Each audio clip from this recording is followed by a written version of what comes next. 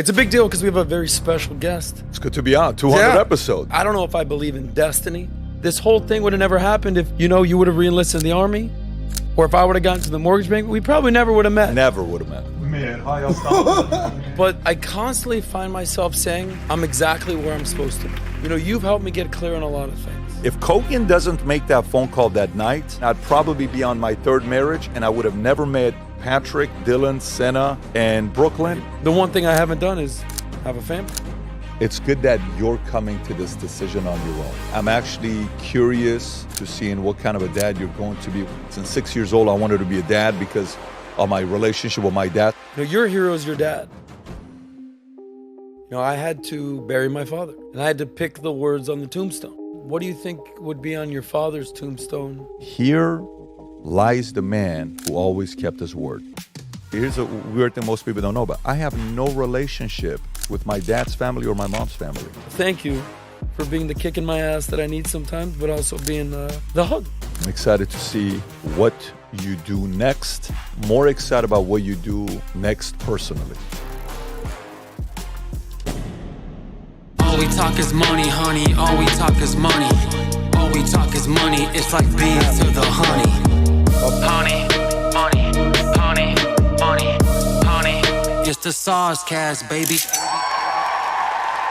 All right. I like that round of applause. Welcome to a special 200th episode of the SOSCAST. Now you might think that's a big deal. That's the big special. There's more. It's a big deal because we have a very special guest in the house. I had to track this man down. I had to go through a talent agency, a booking agency. Let me see if I can do a good job edifying our guest today. You let me know how you guys do, all right? He's the founder and CEO of PHP Agency. Let's start with that.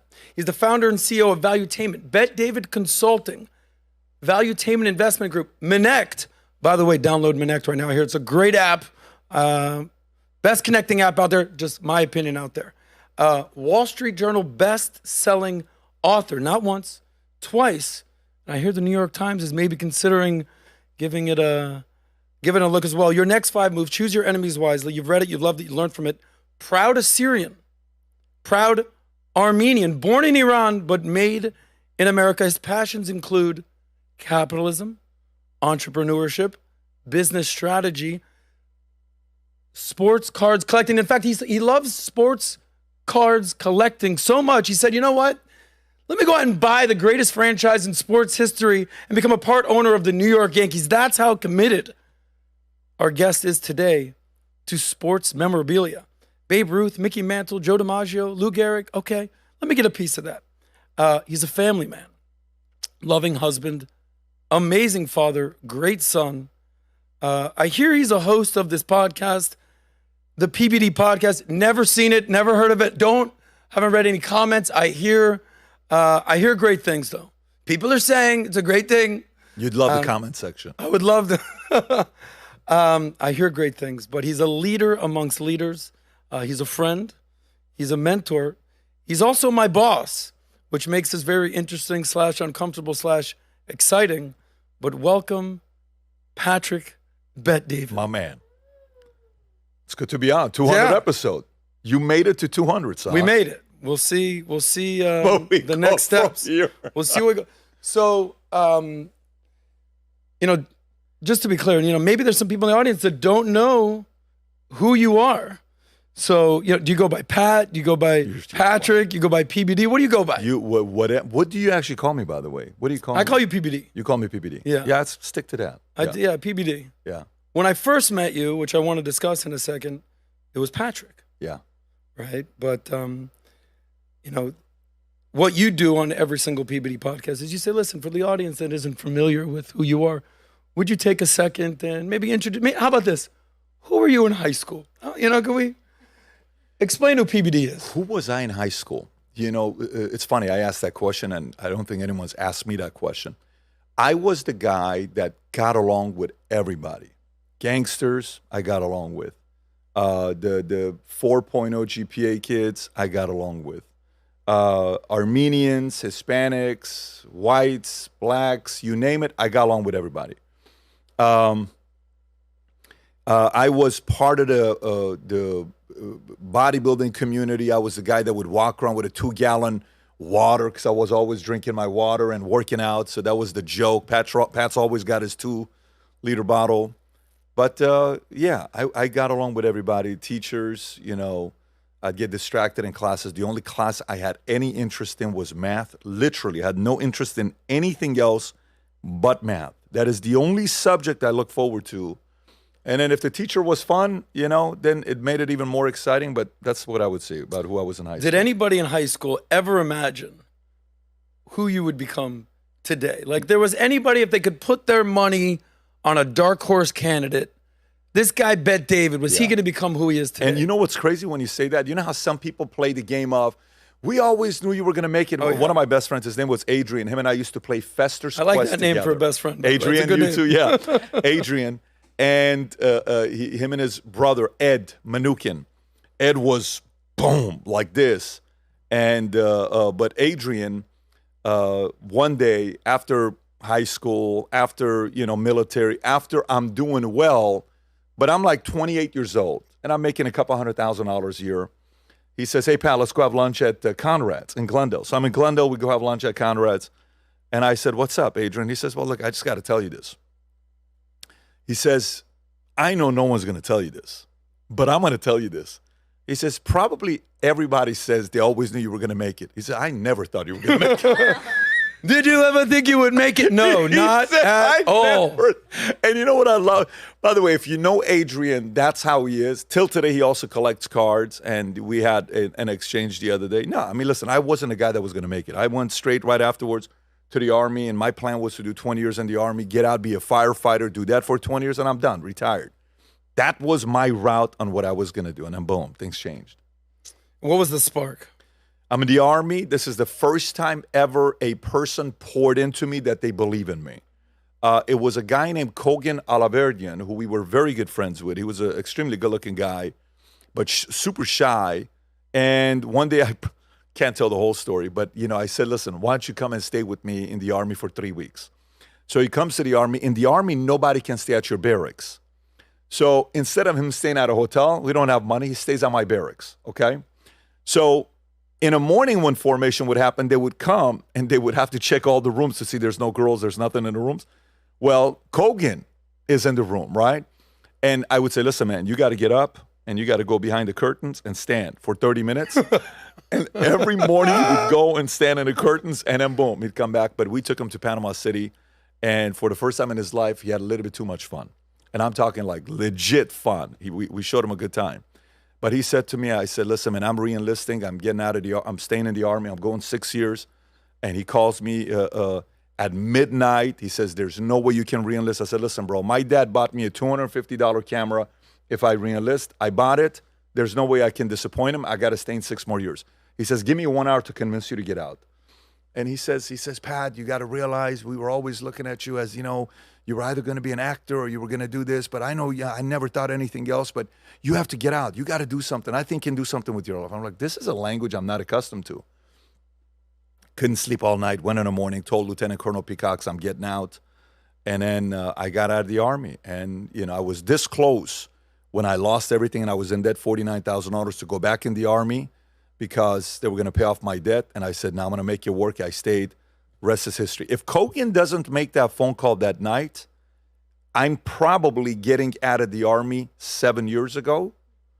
And I would do my full 20 years. And I'd probably be on my 3rd marriage. And I would have never met Patrick, Dylan, Senna, and Brooklyn. Maybe and I would never, you and I probably would never met. Crazy. Never met. We wouldn't. If Kogan doesn't make that phone call that Wow. night, the next day's my ceremony. I'm getting an Army Accommodation Medal. So I can't go and sign the contract and do my reenlistment and take my Army Accommodation Medal and then change my mind. Literally, that phone call that night is what changed everything. It's so funny that you bring these things up because I don't know if I believe in destiny. I'm not talking about the, you know, progressive YouTuber. I don't know, but I constantly find myself saying I'm exactly where I'm supposed to be. And, you know, you talk about someone believing in you. I want to get into fatherhood, parenthood, you know, and everything with that. You know, I had a very, let's just say, aggressive father who the belief was, it was in a weird way. But I remember my senior year, I had, he was the principal, but he was also the basketball coach. And he was also the history teacher. He was a guy. And he pulls me aside one day and he goes, I'm on to you, Sosnick. I said, well, what do you mean? He goes, you're in all the regular classes. You're the smartest kid by far. Why aren't you in the AP classes? I said, what do you mean? He goes, you're bullshitting. You're in the regular classes because you want the easy route. Nah, I'm personally going to put you in the AP classes. I said, AP classes? Because I took one AP class my 10th grade year. I was like, I can't keep up with this. And no, I'm all regular. That's it. What do I need this for? He said, I'd rather you be the dumbest kid in AP than the smartest kid in regular. Wow. So he's like, you have talent and you're not utilizing your talent. That's, the How thing. old is he at the time? Man, he's probably in his late 50s. Oh, so he's an older guy. Yeah, he was not a young guy, but he was 16 years old and Yeah. late 50s as an older guy. So it's not like He a was an older guy. 35-year-old cool coach. And I'll never he wasn't like the cool guy or anything Got it. like that. And I remember like, damn. And that's why, forever I would write. That's why when we interviewed Chaz, it was such a big deal for me because there's so many more A-listers. But I remember watching Bronx A Tale. Bronx Tale. Yeah. And there was that line with De Niro. He said, the saddest thing in life is wasted talent. And I was like, oh man. I said, don't waste your talent. You got something. Like I've always had charisma, or I've always had pizzazz, or you saw, like just like you got along with everybody in high school. That was me. I'm with the regular kids. I'm with the smart kids. I'm with the athletes. I'm with the jocks. I'm with the girls. Like there's something. Everyone has a talent. I think a special talent of mine, obviously yours, is connecting. So I'm glad that I listened to him, and I'm glad I believed him. But there's a few things that I want to cover with you today. They said there's 5 major controversial taboo topics that you're not supposed to discuss, right? Politics, religion, money, especially how much money you have, sex, family, everything with that, death, and onions. Onions in the office is apparently one of these things as well. That's a big no-no apparently That's around a here. big no-no. Can't do that. No, you can't do So, that. and these are some of the things I want to get into, but where I wanted to start is you have no idea how many people come up to me and say, how the hell did you get with Pat? Because you talked about if Colonel Peacocks and what was the guy's name? Was Adrian never met? Yeah. The other guy? How did I meet Pat? How did this opportunity come? Because I was a nightlife guy in South Beach. How do I end up in the financial services industry? Much less life settlements, right? And I have a sort of a similar story to you. I won't belabor it, but I was trying to get into the real estate game, mortgage game. And a buddy of mine who I worked with my first job out of Clear Channel, he started making real money. I mean, serious money. This is 2007. I said, hook me up, bro. Get me a job. So he's like, I got you. He puts me through. I get in. I go all these interviews, and I'm sending it around. They fly me out to Chicago. They pick me up in a limo. I'm 27 years old, 26 years old. They pick me up in a limo. This is when limos were actually a thing. Of course, yeah. So I was like, oh my God, this is so cool. They're going to pay me $5,000 a month just to train. I never made $5,000 in a month, period, in my life. The most amount of money I ever made was in nightlife was like 25 grand in my early 20s. I said, oh my God, it's the opportunity of a lifetime. So I go through all the rigmarole. Then I go to HR, we were just talking about. Thank God I hired a good HR guy. This HR guy, I remember he writes me a letter. You talk about why I don't have a car these days. This is PTSD. I get a letter. Unfortunately, after further review, we can no longer offer you the position because you had a suspended license 5 years ago. And due to the fact that you will be driving around, we can no longer offer you this job. Yeah. Pat, they talk about jihad and suicide. Like, I choose your enemies wisely. I was going to do something very, very bad. Talk about emotions. And I didn't have the opportunity to see this guy. There was no social media. Thank God. I was ready to go to war. Yeah. This opportunity of a lifetime. So looking back, what's my point of why saying this story? 6 months later, we start hearing the rumblings of the mortgage industry, right? I get this opportunity to start working at Welcome Funds, which I've been at for 18 years now. Crazy. 18 years. You've been at Welcome 18 years. 18 years. 2006, right around this time, Wow, 2006, yeah. 2007 is right when this is happening. So I get this opportunity. My first year at Welcome, I make $5,000. My second year, $100,000, and then the rest Boom. is history. But thank God I didn't get that mortgage job, Pat. Because I would have got the job, I would have been making $5,000 for 6 months, and I would have been out on the streets with every other mortgage broker. And this opportunity that I thought at the time was the worst thing to ever happen to me turned out to be the best thing that ever happened to me. Made my name in the financial service industry. They say that the riches are in the niches, have a very niche industry. It's not a sexy industry. But that's how I met PBD, right? So everyone comes up to me and they go, how the hell did you meet PBD? And I give that whole story to say this whole thing would have never happened if, you would have re-enlisted in the Army, or if I would have gotten to the mortgage bank. We probably never would have met. Never would have met. But we met at a financial services conference. It's funny that I just interviewed the money smart guy, Matt Sapal. I love that guy. He said, I made millions of dollars because I went to a conference. That's exactly how I made my money, going to conferences. Here's actually, I think, a picture of one of the first times. This was probably, I met you in 2012 working out in the gym. This was in 2016. So I didn't have a picture of us at the gym. This is when you were doing your favorite haircut, buzz cut. It was This so is at the easy. Diplomat. No gel, nothing. Ugh. But I look so different. No.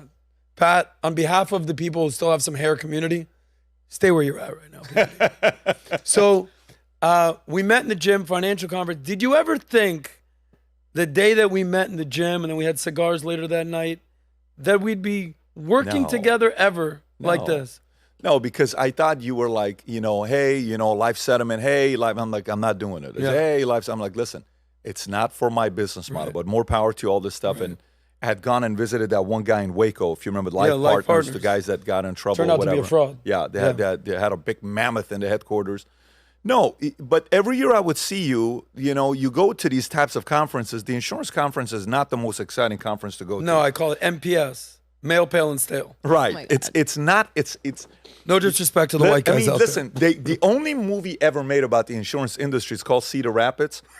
And it's to make fun of the insurance conferences. And it's played by the guy from Hangover. What's the guy's name? The dentist. Paging Dr. You know what? The dentist, whatever the guy's name is. Ed. Can you type in Cedar Rapids movie, I think? Like Ed.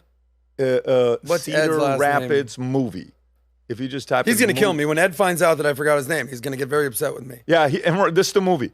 The idea is about what insurance conferences are like, What's his and name it's now? absolutely embarrassing, right? So when you go to the conference every year, you would Ed Helms. Ed, I know. Listen, I'll text you later. I'm sorry, buddy. But anyway. Yeah. So you go to these conferences. You're not, sometimes you go to a place you're looking forward to see some familiar faces. I was like, man, I'm going to see that guy, that guy, Adam. And then eventually, what's up, Adam? What's up, Adam? What's up? And I'm like, why aren't you creating content? Do something. You got Right. this charming, charismatic personality. And then you start doing stuff. It was only on Instagram first. Then you did YouTube or whatever it was. And then eventually is the meeting that we had in Miami, or you call me and then we have a lunch together. Hey, Pat, I'm willing to move. I'm willing to do this. And then that's how the whole thing got started. Right. Well, it's you're absolutely right. And to me, there was something very similar, but also something very different about you. What do I mean? I work with, how many agencies go to this NALBA meeting? 1,000 different type of agencies. Many, yeah. My job is to go create relationships with 1,000 different Patrick Bet David. And by the way, Adam is so freaking good at working a room. Like, if you've not seen it, and I would see him, go and schmoo. He can get through anybody to anybody. Watching you work the room is magical. You naturally. Well, thank you, PBD. It's very comfortable. Compliments for will you to get you everywhere with me. Don't worry. I was going to do a hardball interview with you. Now I got to take it easy. But no, I that's part of, I grew up in nightlife. I like connecting people. I genuinely enjoy, you can't fake this kind of thing. I can't be like, all right, let me go actually enjoy connecting with people for a second and introducing and having a good time. You can't fake that, especially over 18 years, especially when you do nightlife. You either have it or you don't. And that was a gift of mine. But in this room, I remember saying like, okay, what was different about Patrick about David? Everyone, this is maybe even before you did Blue Ocean Strategy. I don't know. What year did you read Blue Ocean Strategy? Oh, early, 12, 11, 10. Because I met you in 2012. So And this that's must when, have it been, must have been 10 or 11. this guy, we meet in the gym. Hey, Yeah. what are you doing? I'm here for the conference. Yeah. I'm 32, you're 33, 34, because your Right. birthday's October. This Right. is always in November. So you're 2 years older than me, let's say. And what you told me was different from every other single person in the room. I said, what? You want to recruit people who have never even been licensed? You want to recruit women? You don't want to, like, everyone here is in red shark infested waters. They're competing, everything like that. And I remember saying to myself, what the hell is this guy doing? I didn't fully understand, but I said at the time, I said, either this guy's going to completely fail, because what? Or wow, he's going to create something totally different. And every time I'd be like, hey, what's up? You're the meeting Pete's lifestyle. You're like, it's not what I do, but I'd love to say hi. And it's so funny because that picture was in 2016. I met you in 2012. This was the time where I came up to you because I just had like my biggest year ever. I became officially, like on paper, a millionaire. And I remember saying, bro, what's with this content thing? Because 2012, you didn't even start Valuetainment yet. No. It wasn't a thing. No. You were just an insurance guy. I started December of 2012, the intro, but Right. the first video is 2013. Exactly. And then we all know that 2 Minutes with Pat was on fire. It's viral content.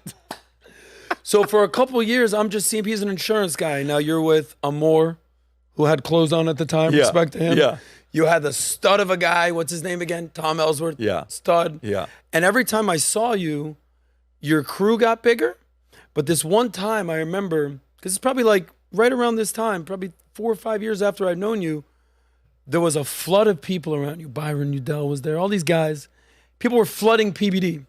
And me, I didn't know you were creating content. Keep in mind. Oh, hey, there's PBD. It was Pat. You weren't PBD. And I remember, and I went to like walk up, these industries, I mean, you just go up and talk to people. And I remember someone goes, hey, wait your turn. And I said, the fuck? What? Wait my turn. Like, keep it moving, nerd, beat it, geek kind of a thing. I remember you being like, hey, whatever. And it kind of was like a sign, like, I know the guy. And I realized I was like, what the hell's happening right now? And something flipped. I was like, oh, this guy's different. This guy's special. Because it wasn't like fans were coming up to you. That's what I want people to know. This isn't like at a Vault conference. These are industry leaders. These are competitors that were flooding you to talk, to chat. And keep in mind, this is in 2016. Like, you didn't even blown up yet. No. So what was that?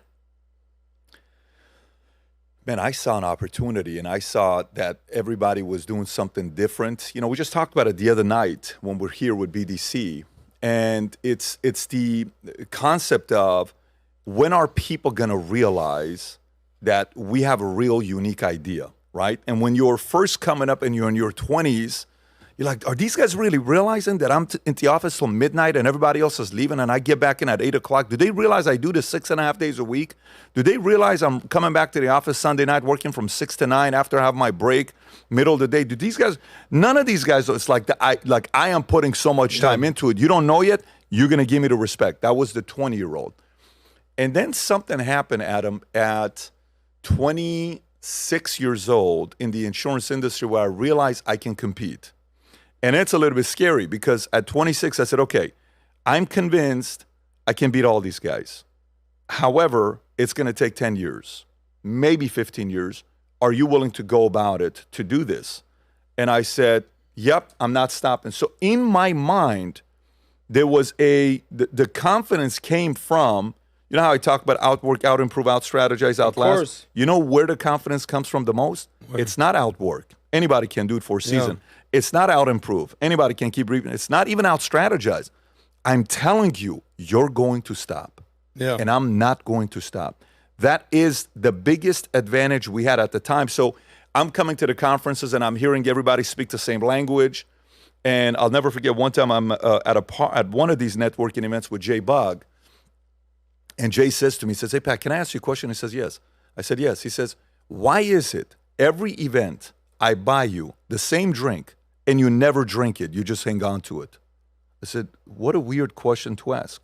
I said, Jay, if you want, I'll buy it next time myself. He said, no, that's not what I'm asking. I'm using company money. That's $12, sir. What's going on here? I'm going to reimburse you. So he says, why do you do that? I said, why would I come to a networking event and drink and talk to all these guys? I enjoy the people I'm with back at home. I enjoy their company. I'm coming here to learn from them. These guys are hammered, drunk, are willing to talk about anything and everything. You want me to join them on getting drunk? It's not going to happen. I have no desire to do this. But I'll hang on to it because as a form of, etiquette or whatever you want to call it. Socializing, yeah. So I went there purely to want to learn from everybody on what they were doing and seeing what worked, what strategy worked. Why is this guy buying leads? Why is this guy doing it that way? Why is this guy only selling term insurance online and doing ads, $10,000 commercials? Why is this guy selling it this way? And the more and more we identified where we differentiated ourselves from everybody else, and then behind closed doors, I said, yeah, you guys stop recruiting. You don't want to teach new people. You're recruiting people from others. You're stealing people from others. You're in the poaching model. You're buying leads, but if the mortgage refi business stops, you're destroyed by 90% because 100% of your leads are from mortgages, so you're going to be out of business in no time. You're affected by interest rates.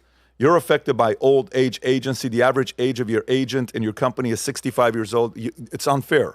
And we openly talked about what we did, but we just knew people were not going to do it. Natalia asked me a question today. The reason why this is a special week, today is what? July 6th, right? What does this mean? 7 days ago today, June 30th. Yeah. 2 years ago, we sold the insurance company.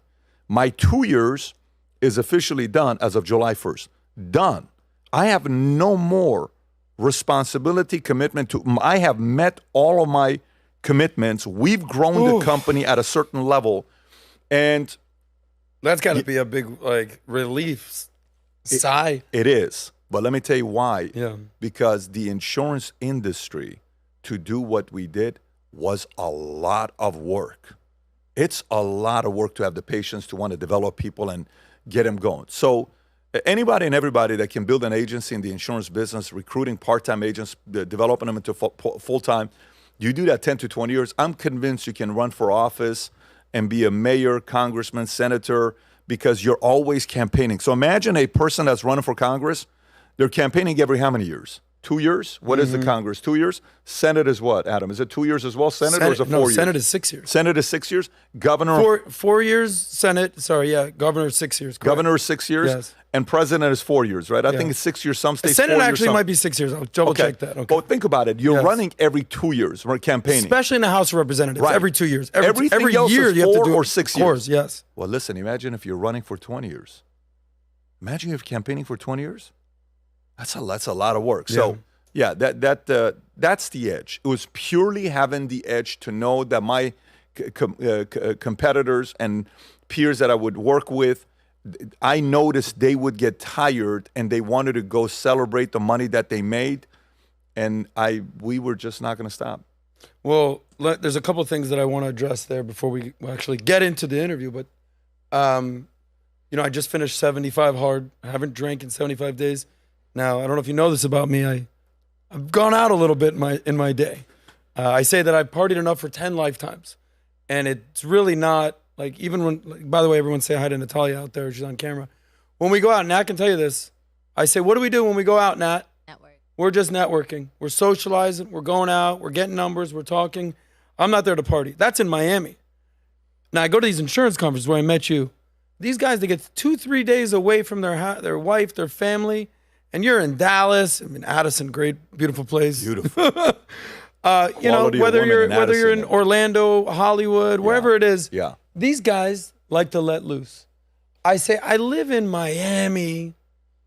I've been in the nightlife scene my whole life. You think I'm gonna come to the Gaylord Texan Hotel in Dallas and get it in?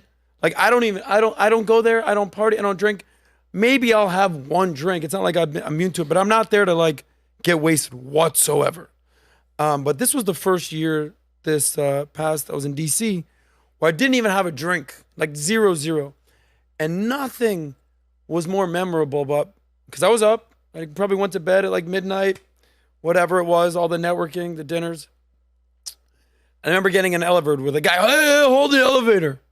Oh, yeah, right this way, buddy, come on. And he said, oh, how was your night? I was like, good, man, what's going on? What floor? He's like, I'll get it. And he like goes to hit 6 and hits 5. I was like, yeah, what, you going to 5? 6? And this guy is an owner of an insurance agent. He's not some regular guy. I go, that is such a horrible look at a financial conference. And this guy doesn't know anything, whatever, doesn't know otherwise. I remember thinking, yep, I really made the right decision not drinking at all. So I'm kind of in the PBD camp where will I have a drink here and there? But yeah, I've gone 20 plus years of living it up. Now it's, reinventing myself. So there's a little reinvention going on. Now, by the way, 75 hardwood. Actually, Andy texted me yesterday. He bought a tank. Andy Frisella bought a freaking massive tank. Let me just give him a quick shout out. Nat, I'm going to text it to you. Nat, can you text me so you can get to the top and I'll send you back? Yeah. So Andy Frisella is a 75 hard. Is that who started it? Yeah. So Andy Frisella, if you ever see this, thank you. Yeah. Well, I quit drinking because of you. Mario went through it. Mario did it. Barbie's doing it right now. Natalia. So it's hard. The point is 75 hard. A lot of people say, I went 11 days. I went 17 days. Yeah. I made it to 28 days.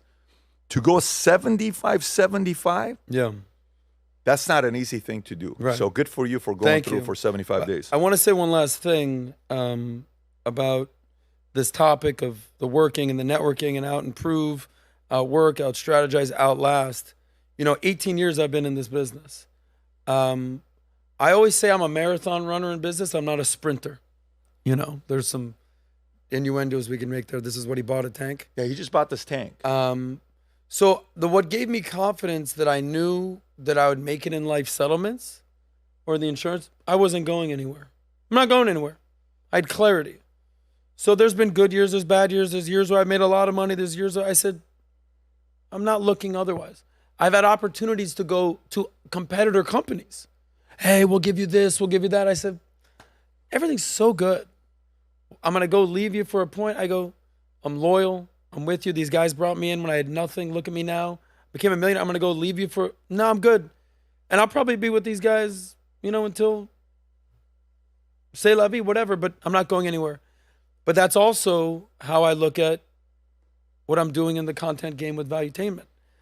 I'm not here for a quick buck. There's reaction things to do. There's things I could say to people for a clip to go, boom, oh shit, I just called this guy out. Oh my God. I said, I don't know if I want to do that because I'm not planning on going anywhere.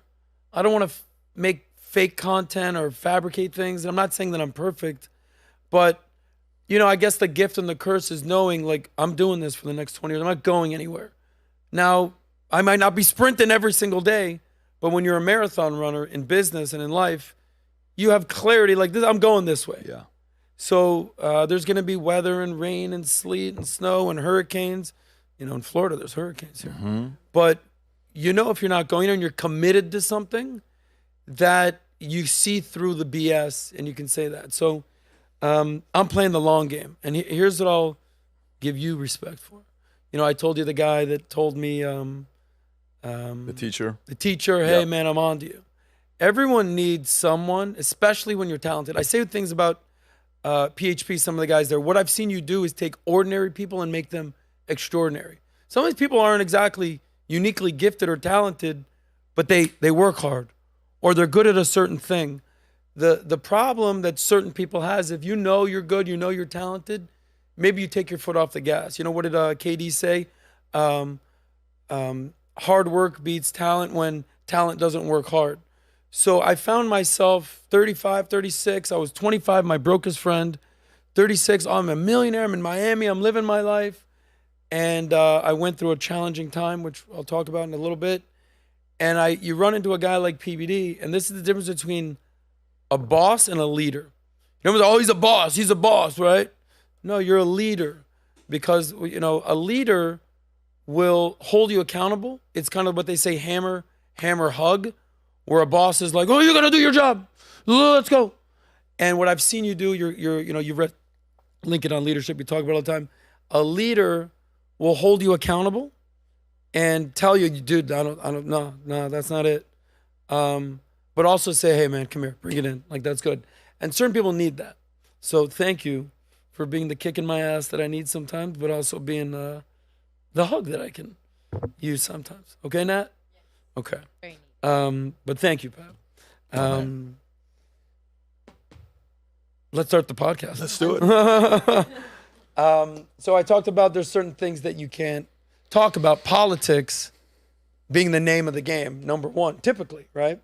That are taboo, off limits. Now, these days, everyone online, especially behind secret, they'll say anything they want. But all of a sudden, I don't want to talk about that. I'm not on camera, this and that. But I remember when we started the PBD podcast, which it wasn't even the PBD podcast necessarily at this time, we started on the VT channel. And you were told for years, don't talk politics, Pat. Don't talk politics, right? You started talking politics on VT, and what happened to the subscribers? We started losing subscribers. And live didn't work. Live, okay. When we did live the first 5 episodes, the audience did not like it at all. They're like, what is this all about? This is not a channel for that. So that's when we went to a brand spanking new channel. And I think on our first PBD podcast live, we did on a 0 subscriber channel, we had 57 people live with us. No, literally. No, I'm telling you. Yeah. We had 57 people. And I would say, to all the 57 that are here with us, let's have a great time together.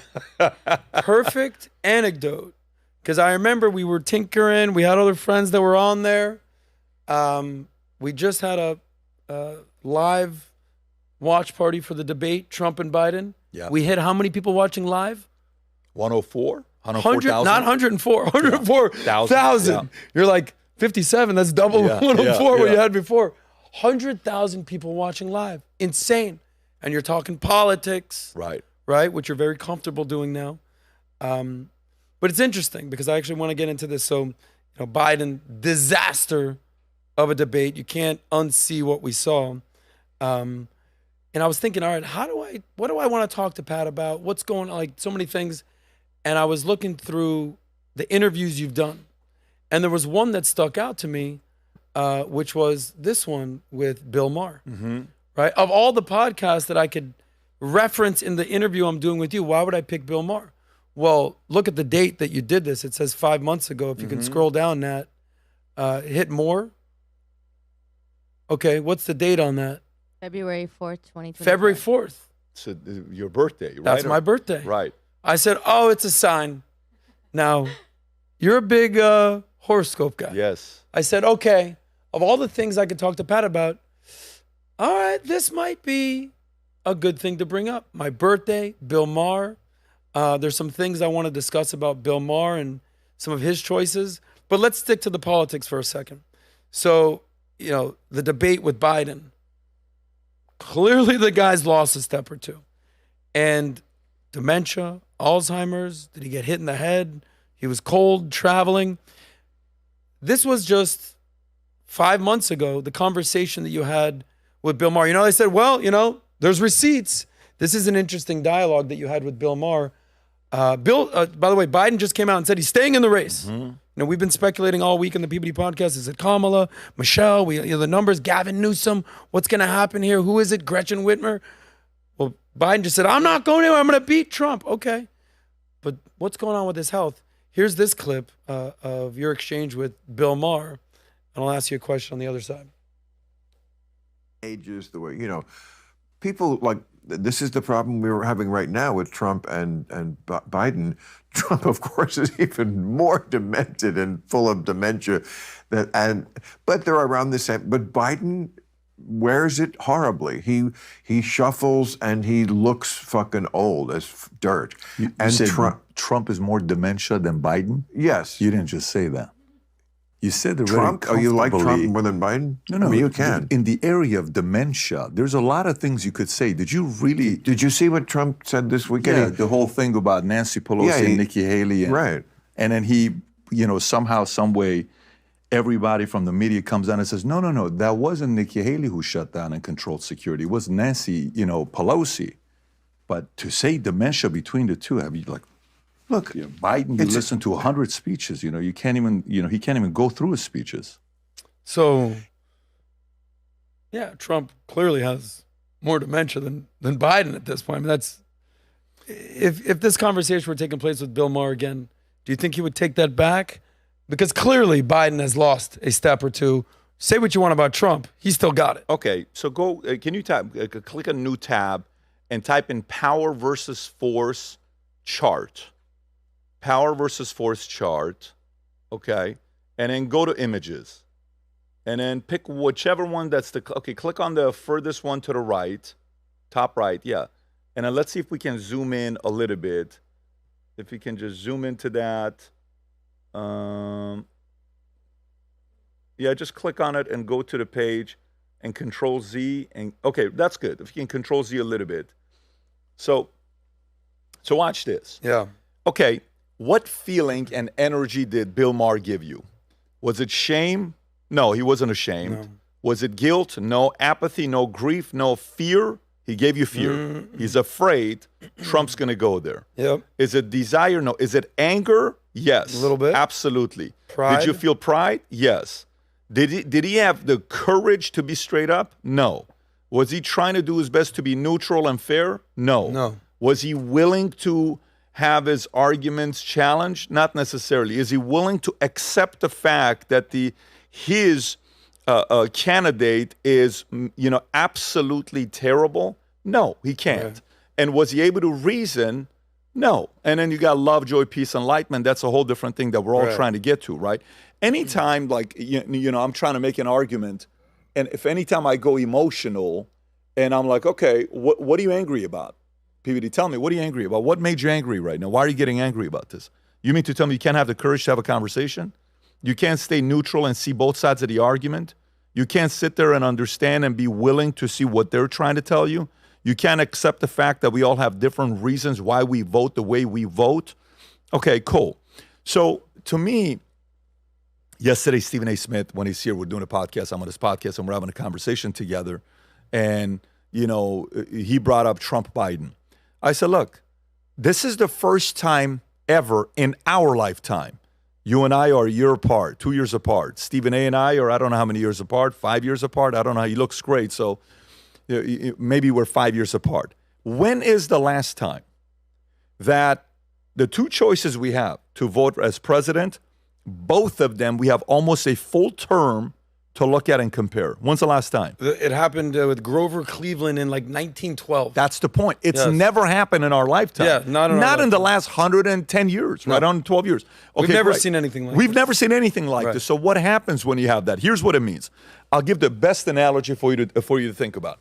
Let's just say, Adam, this is a weird one for you because you wouldn't go for this, but just try to process this Yeah. one here. Imagine you got two girls you love. Okay? Each of these girls, when you were in your 20s, Yeah. you were with for 4 years. Okay? I like where we're going here. Each of them you're with for 4 years. Okay? You know what you like and don't like about each. And you know what was a deal breaker and not a deal breaker with each, right? Right. It's not hard to choose who you know for a fact you don't want to be with. And it's not hard to choose who for a fact if you have only those two choices, guess what? Who you're willing to be with, right? Okay. Take a woman who, two guys she knows, and she knows them very well.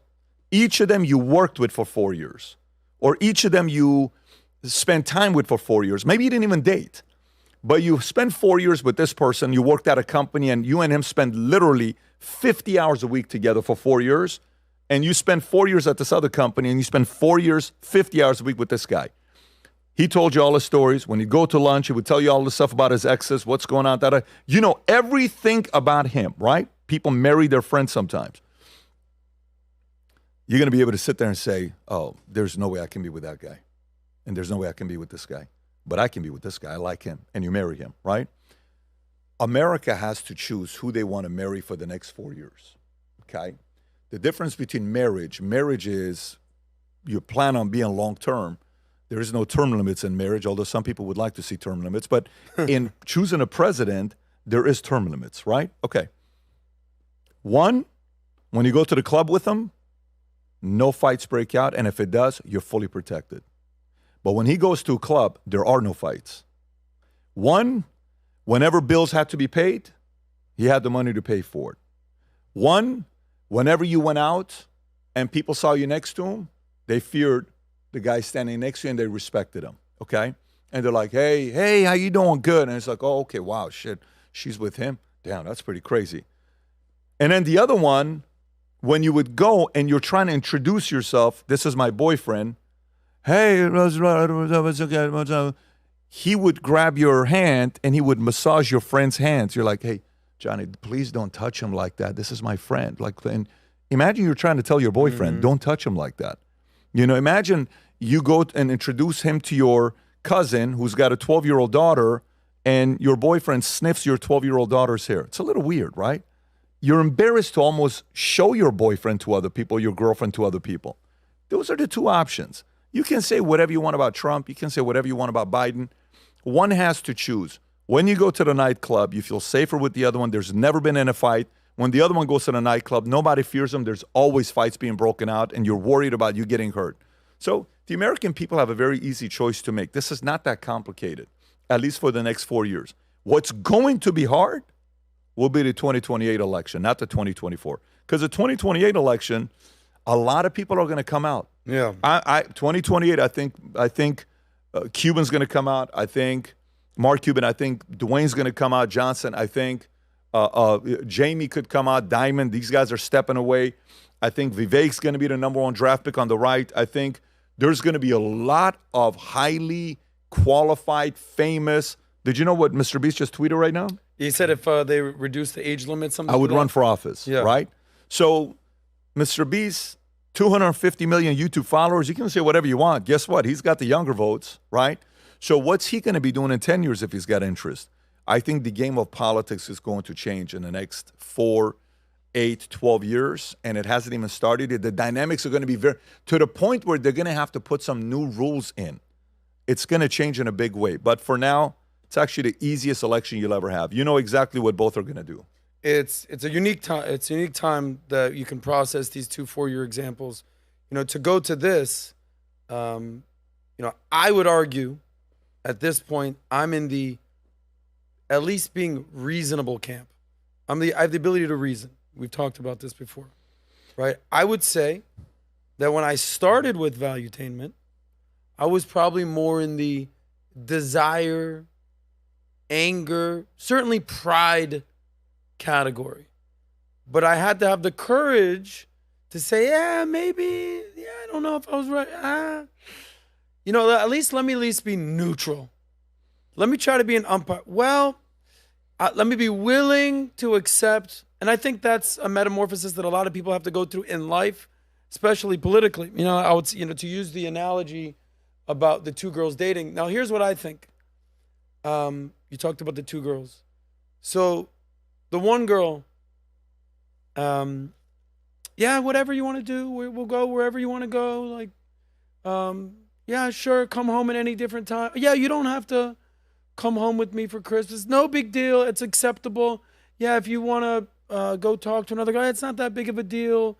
You know, if you want to go hang out with young children, it's fine.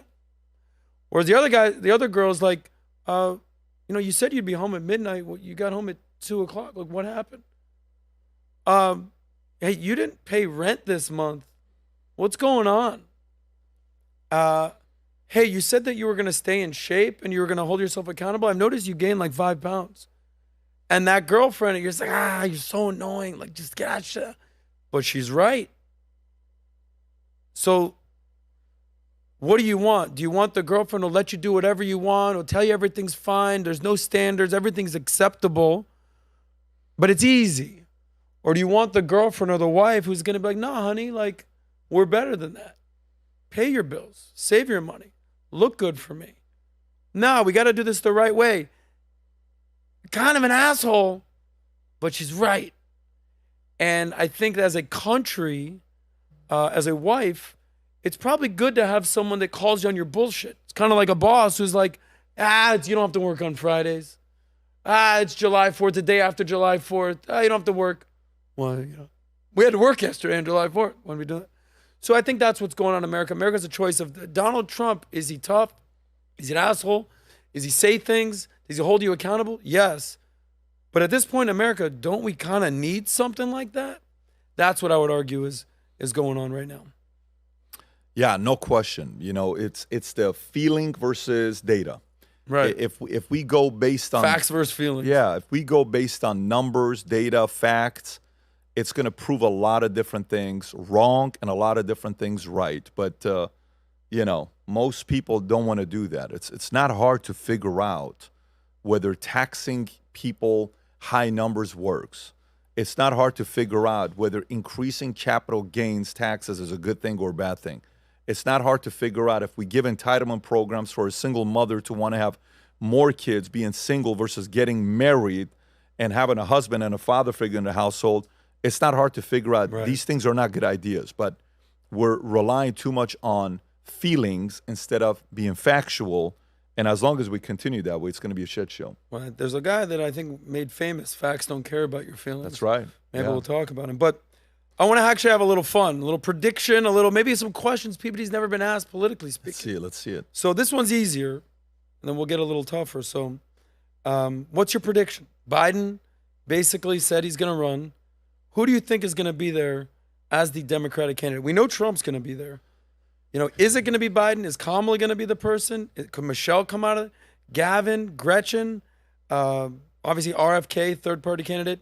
But if you had to put your money on who is actually going to be the person at this point, after Biden announced I'm the guy, who's going to be there? By the way, the only reason he'll stay the race till the very end, and this is embarrassing, the only reason he'll stay the race till the very end is because of one person, and one person only. It's because Kamala is not willing to step out of the way. And the establishment, the Democratic establishment behind closed doors, does not want to have Kamala as the candidate. Yeah. Period. Because her unfavorable score is not good. She is not marketable to be able to run with it. There's a group that wants to see her happen with the people that know the data. And I'm convinced, you know, Obama's smart enough to know that Kamala's not the candidate. And Michelle was asked whether she is ready to endorse Joe. And I don't know if you saw her answer. Michelle's like, well, I don't know yet. We'll see. I don't know yet. That's not something you say to your former VP of your husband when he was a president. You don't say something like that. But she said, I don't know. So I think Biden is a losing proposition. The only person in the way of them choosing a replacement for Biden is Kamala Harris. And in order for them to put in a Newsom or a Pritzker or a whatever, Whitmer, whatever other people that they want to put in, the only way it's possible is for Kamala to agree to it. Or else Kamala can say, no, this $240 million you guys raised says the Biden-Harris campaign. Yeah. I'm next. That's my money. That's not your money. And then you have to ask yourself, do you think Kamala is easygoing, easy to deal with behind closed doors? Is she easy to negotiate with? Do you think she's somebody that would be easy to get out of the way? I don't know. However, you don't get to that position by being a pushover. But I'm gonna tell you something here, man. Let me tell you how this stuff works. What's the likelihood that the Democratic, the DNC, the establishment on the left, has a file this thick of dirt on Kamala? On everybody. How thick you think the dirt is on Kamala? I actually want you to ask the question. The question is, the RNC has it. Does the DNC have it as well? I guarantee you the DNC has a bigger one than the... Wow. Always remember, your own party has a bigger a folder of dirt on you than the other party. It's always the case. Your family's always going to have more dirt on you than the other person's family. So the DNC has all the dirt on Kamala. So then the question becomes, is the dirt on Kamala this thick, or this thick? The thicker it is, the easier it is to cause her to go away. Because, like the other day, RFK, this woman claims that when she was the nanny and and he eats dogs. He eats dogs and ends up being a goat or whatever. But that file with Kamala like this, the people that are not trying to be friends with Kamala, this wouldn't be an Obama because he's the head, but it wouldn't be a him or some of these guys. It will be the person that's not trying to be friends with you, that's not asking you how your family's doing, that's not asking you and sending you birthday cards. The person that is... You ever seen the movie Lawless with Tom Hardy? No, never seen this movie. Can you pull up Lawless movie? There's a character played by this guy in Lawless movie that is... I'm trying to give you a visual. Go to Boom, boom, boom. Okay, Guy Pearce. Okay, Guy Pearce. Oh, great actor. Can you do me a favor and just go to images? Because I want to know how he's dressed in the movie so I can show you. Go a little lower to see if they have any pictures of Guy Pearce. Just type in Guy Pearce. Yeah, let's see what he's dressed like. That's it. Look at that look.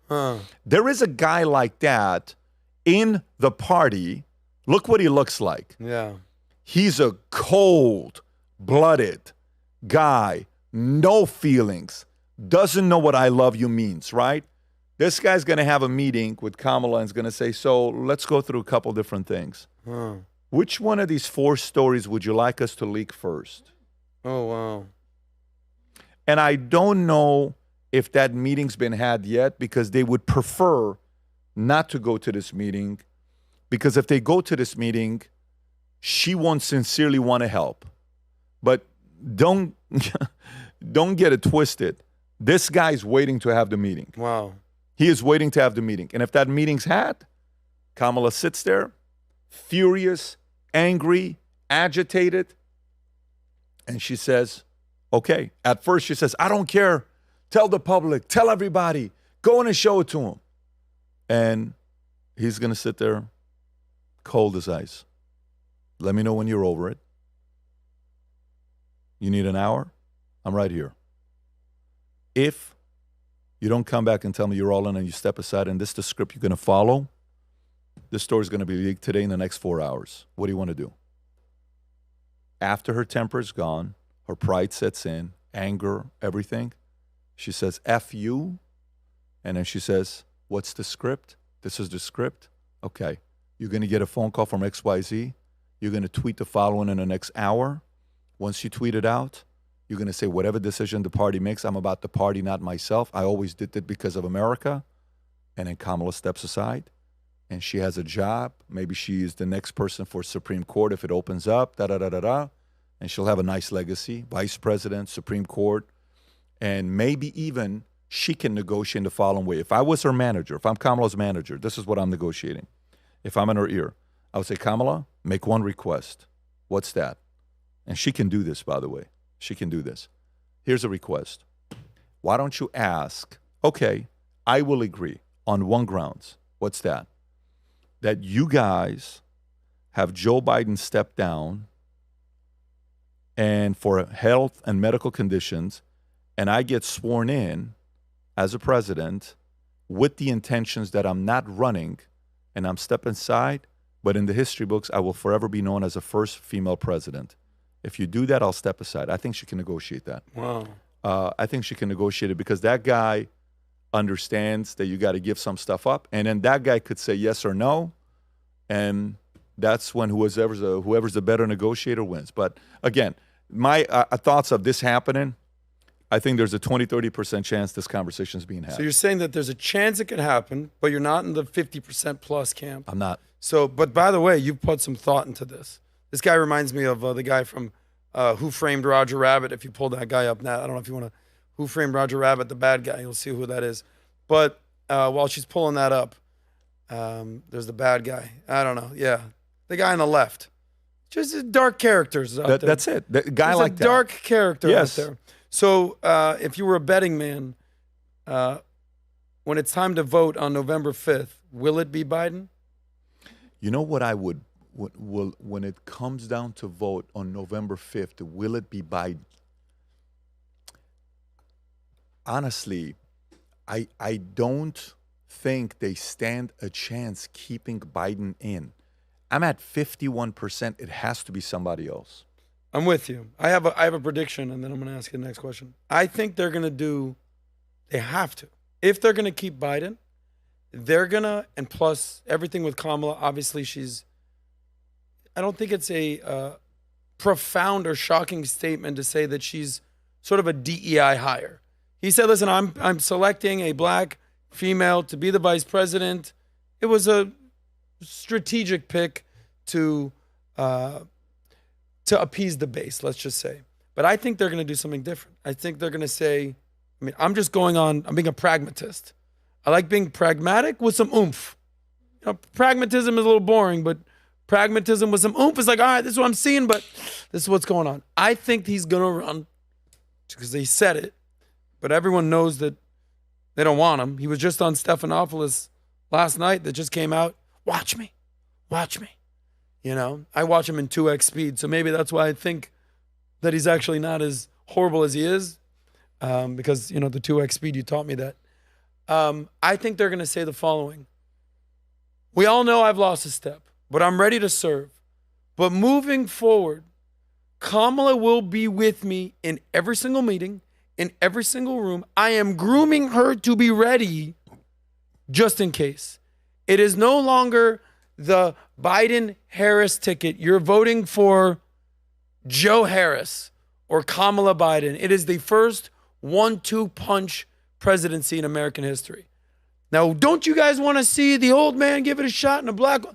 I think that's the only way that people will be comfortable with being reasonable, being like, okay, at least she's prepared. Because if you just stand alone on Biden or stand alone on Kamala, I'm with you completely. What reasonable person would be like, yep, sign me up for more of that? I don't see it. But for Biden to step away, I don't know. But here's, I want to put on your strategist hat for a second. You get hired as the lead strategist for Donald J. Trump. 2024, let's make America great again. And they say, Pat, I want you as the lead strategist to rank who you think Trump should run against from most likely to beat versus least likely to beat of the following 5 names. You said you can take your pick. You're in the Trump camp. You got Biden, you got Kamala, you got Michelle Obama, you got Gavin Newsom, and you got Hillary Rodham Clinton again. Who's like, all right, yeah, we'll take that candidate, landslide, done.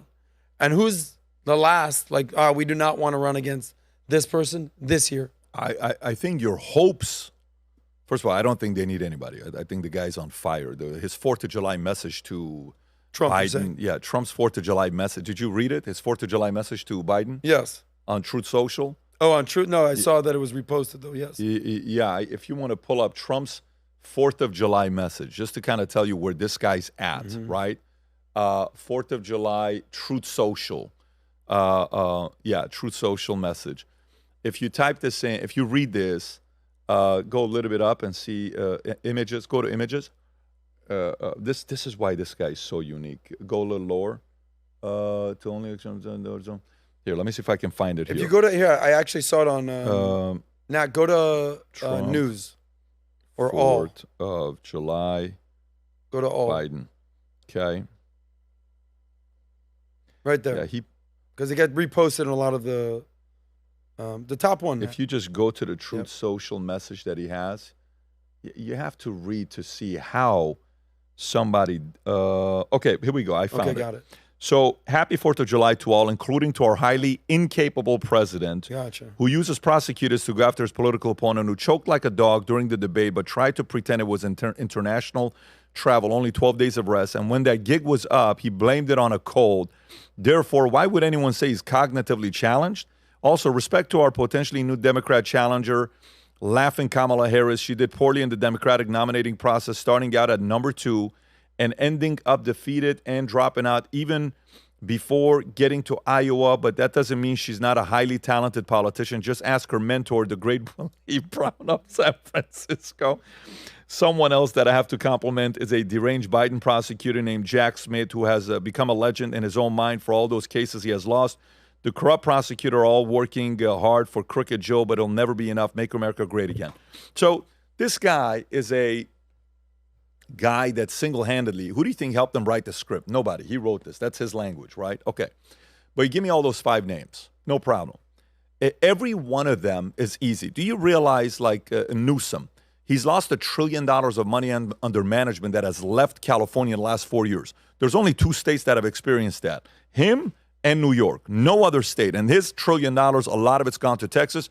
It's so bad that Texas is about to start a Texas stock exchange. Yeah. For the longest time, the top 2 biggest stock exchanges in the world were New York Stock Exchange, that was started, I think, in like, I don't even know what year it was, 1796. Can you type in when New York Stock Exchange was started? I think 1796. And then You have the NASDAQ that was started in 1971-ish, give or take. And then now you have Texas Stock Exchange. Why is Texas Stock Exchange? When did it start? Like they're 1792. I was 4 years off.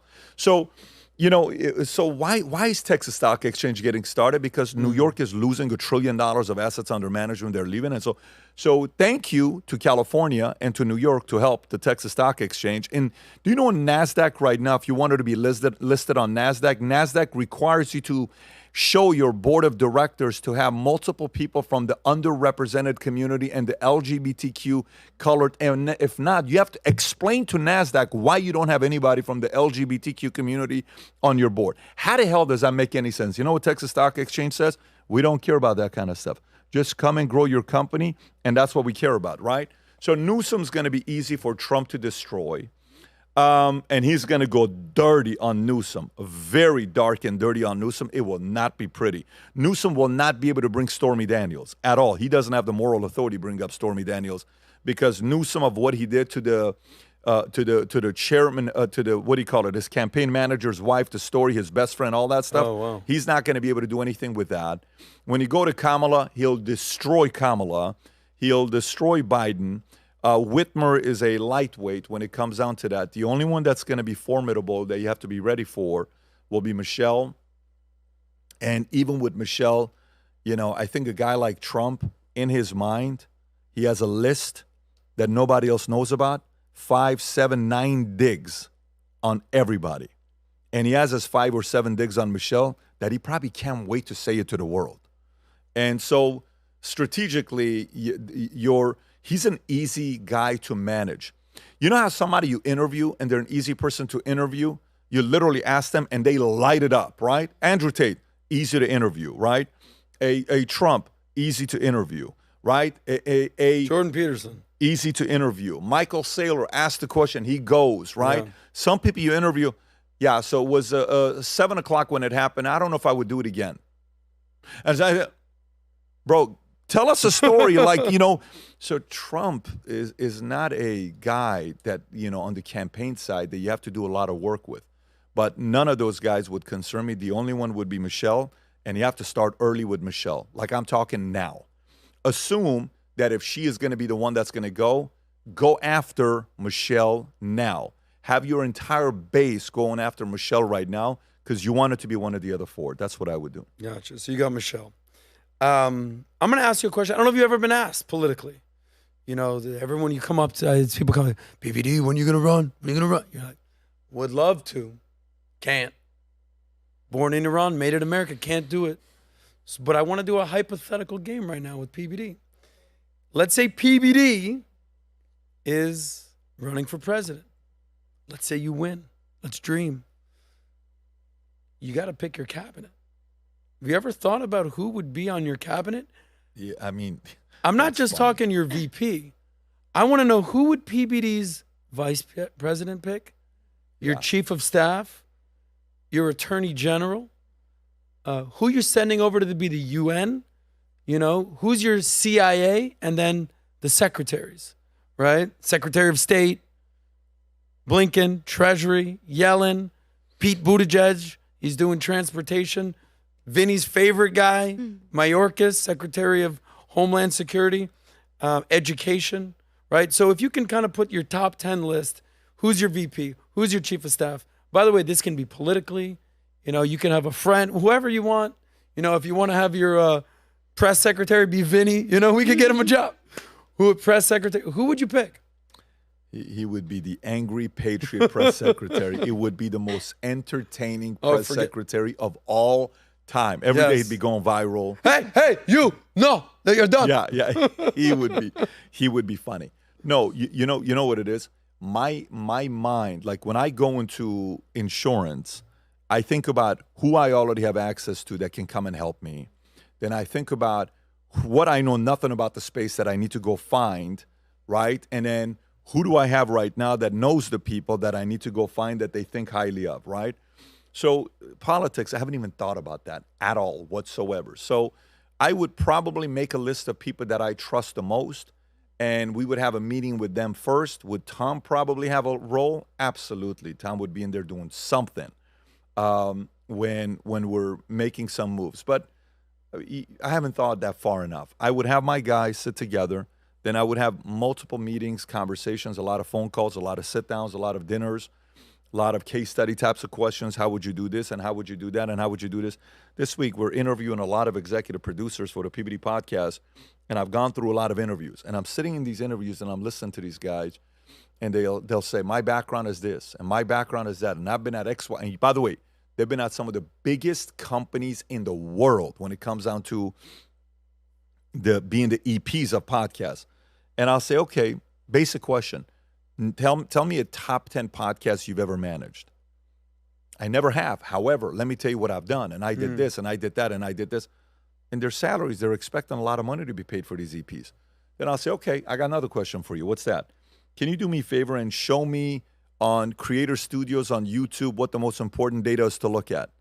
Oh, I'm not familiar with it. Yeah, I can't hire an EP at a level that doesn't know YouTube. I'm not going to teach you. You're supposed to teach me. Many years ago, I hired somebody on the marketing side, and I was teaching him stuff about social media. I'm like, why am I paying you the amount that I'm paying you for me to teach you about social media? So, no, I would need to bring people in and then asking questions if they're true believers based on values and principles. I would want to know what their motivation would be individually, selfishly, to see what they would like out of it. And then based on that, you would, ask a lot of board, what do you think about this guy? What do you think about that guy? And then hopefully you'll put a team together. But if that situation ever came about, you would be thinking about that 2 years before that job actually becomes a reality.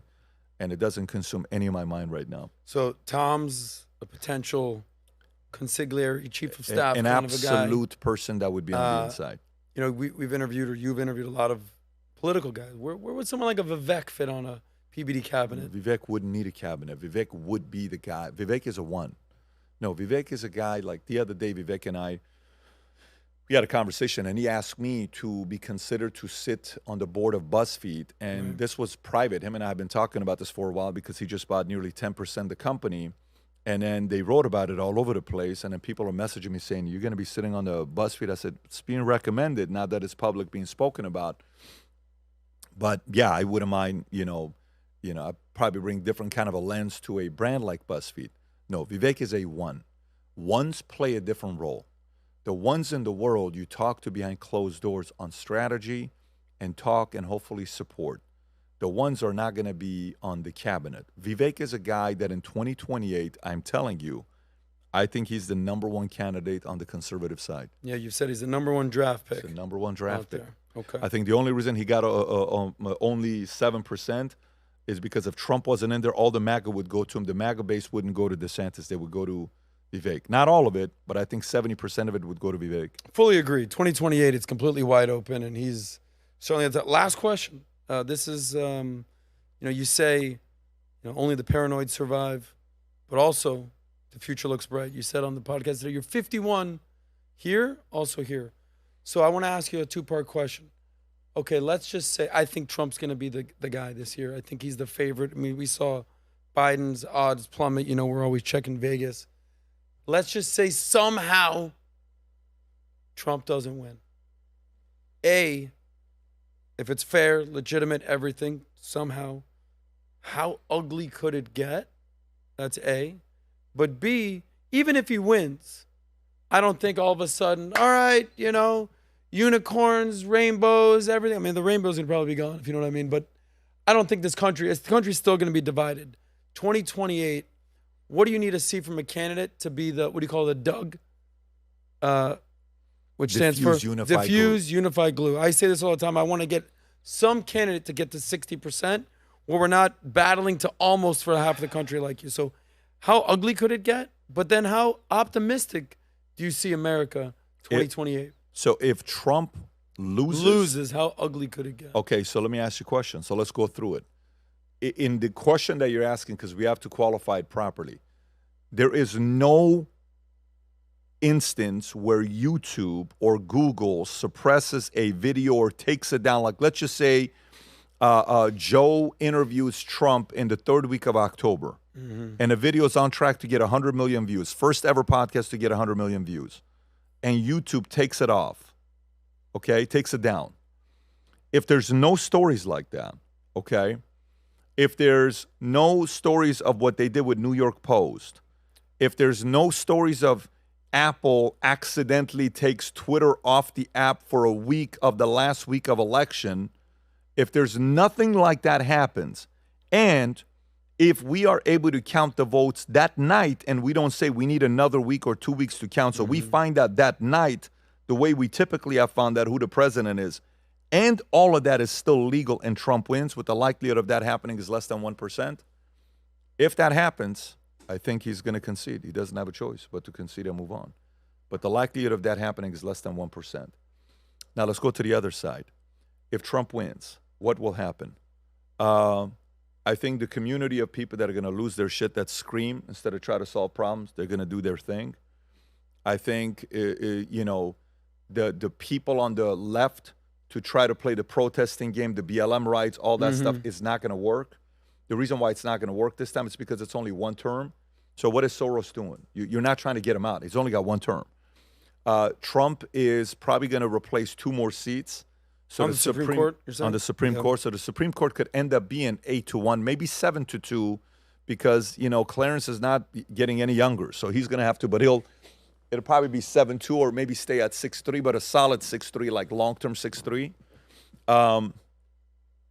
Roe v. Wade, that community is going to flip. I think the exodus of liberals leaving red states who may have different kind of Roe versus Wade type of policies for abortion, there will be a mass exodus of red states, of people going to blue states. So the blue states are going to attract more Karens that are going to go to their states. Karens. Which is great. It's a safe place for them. I think there's going to be even more exodus of business owners leaving blue states. As bad as it is right now, it's going to get worse. And I had this guy, Foreturning, the guy Neil Howe, the author of it. In 1997, December 29, they came with this book called Foreturning. They made 5 predictions. One of them was a massive pandemic. One of them was a market crash. One of them was that Russia's going to invade one of the neighboring, U.S. Soviet Union countries like Ukraine.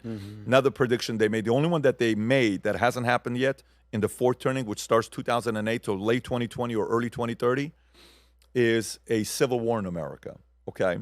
That's their prediction. This is not mine. That's their prediction. And the guy goes around and I said, civil war? He says, civil war. He says, like, have you ever heard of Barbara F. Walter, who wrote a book called The Next Civil War? I said, no, what about it? She goes to all the countries that had civil wars and interviews the people about civil war. Data. And you know what the number one common answer was amongst everybody? Not a single person ever saw it coming. No country that went through a civil war ever thought it would happen to them. And then it happened to them. So I think, somehow, some way, some states are going to go where they're like, I don't even think this is cool and da-da-da-da-da. No problem. Now, who you blame that on? Is that Russia won? You think other countries want America to have 50 states? You think they would prefer, EU had what, Brexit type of a situation? Yeah. Okay. The UK. The EU probably doesn't like Brexit, but the rest of the country, the rest of the world is like, I'm kind of glad that kind of happened, right? So maybe other people look at us. They look at us the way we look at EU. They're like, okay, California is France. All right, what if 50 states becomes 49? What if it becomes 48? What if it becomes 46? What if it becomes 43? What makes you think we're always going to be 50 states? So what makes anybody think we're going to stay 50 states forever? So I think that is a possibility. Not saying it could happen. I'm saying it's a possibility. But this guy, this author said, never in the history of America have we gone through the Foreturning without a major war. Never. He says it's never happened.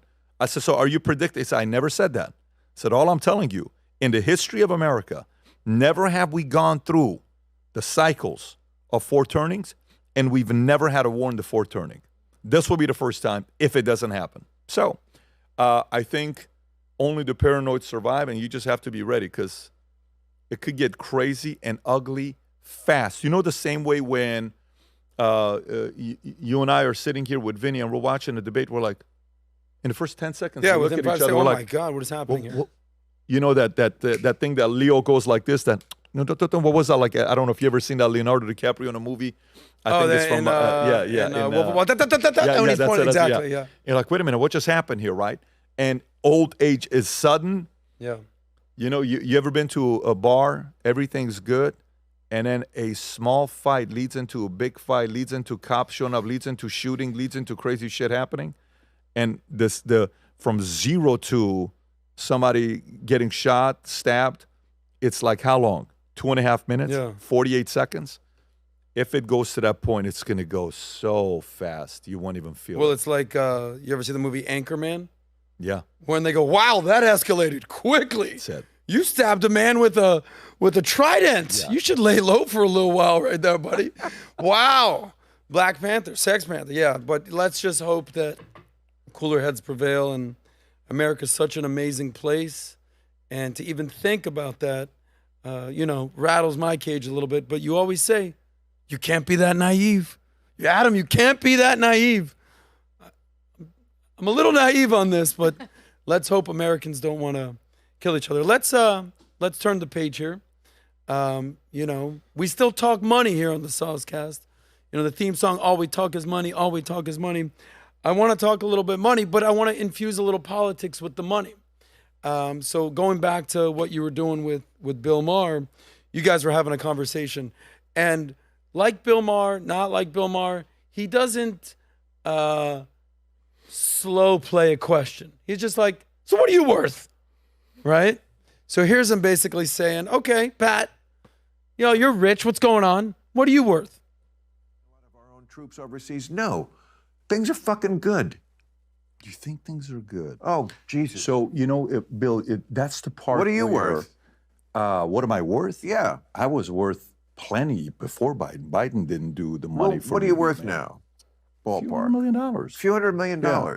But you're bitching things aren't Oh, good. I'm not bitching. I'm not. You said things aren't good. Well, no. I'm not sitting here for me. My life's going to be good no matter who the president is. I'm not sitting here worried about my life. I don't think you're going to. I think you were fine under Trump. I think you're going to be fine under Bush. I think you're going to be fine under Obama. I think you're going to be fine no matter who. So there's going to be a percentage of Yes. people, no matter who is president, they're going to be fine. I take your point. Yeah. The rich always, yes. I think those well. who bring value to the market and they have a niche, they're always going to do well. That's evergreen, right? But at the same time, when you So what was your niche that brought you that? Got it.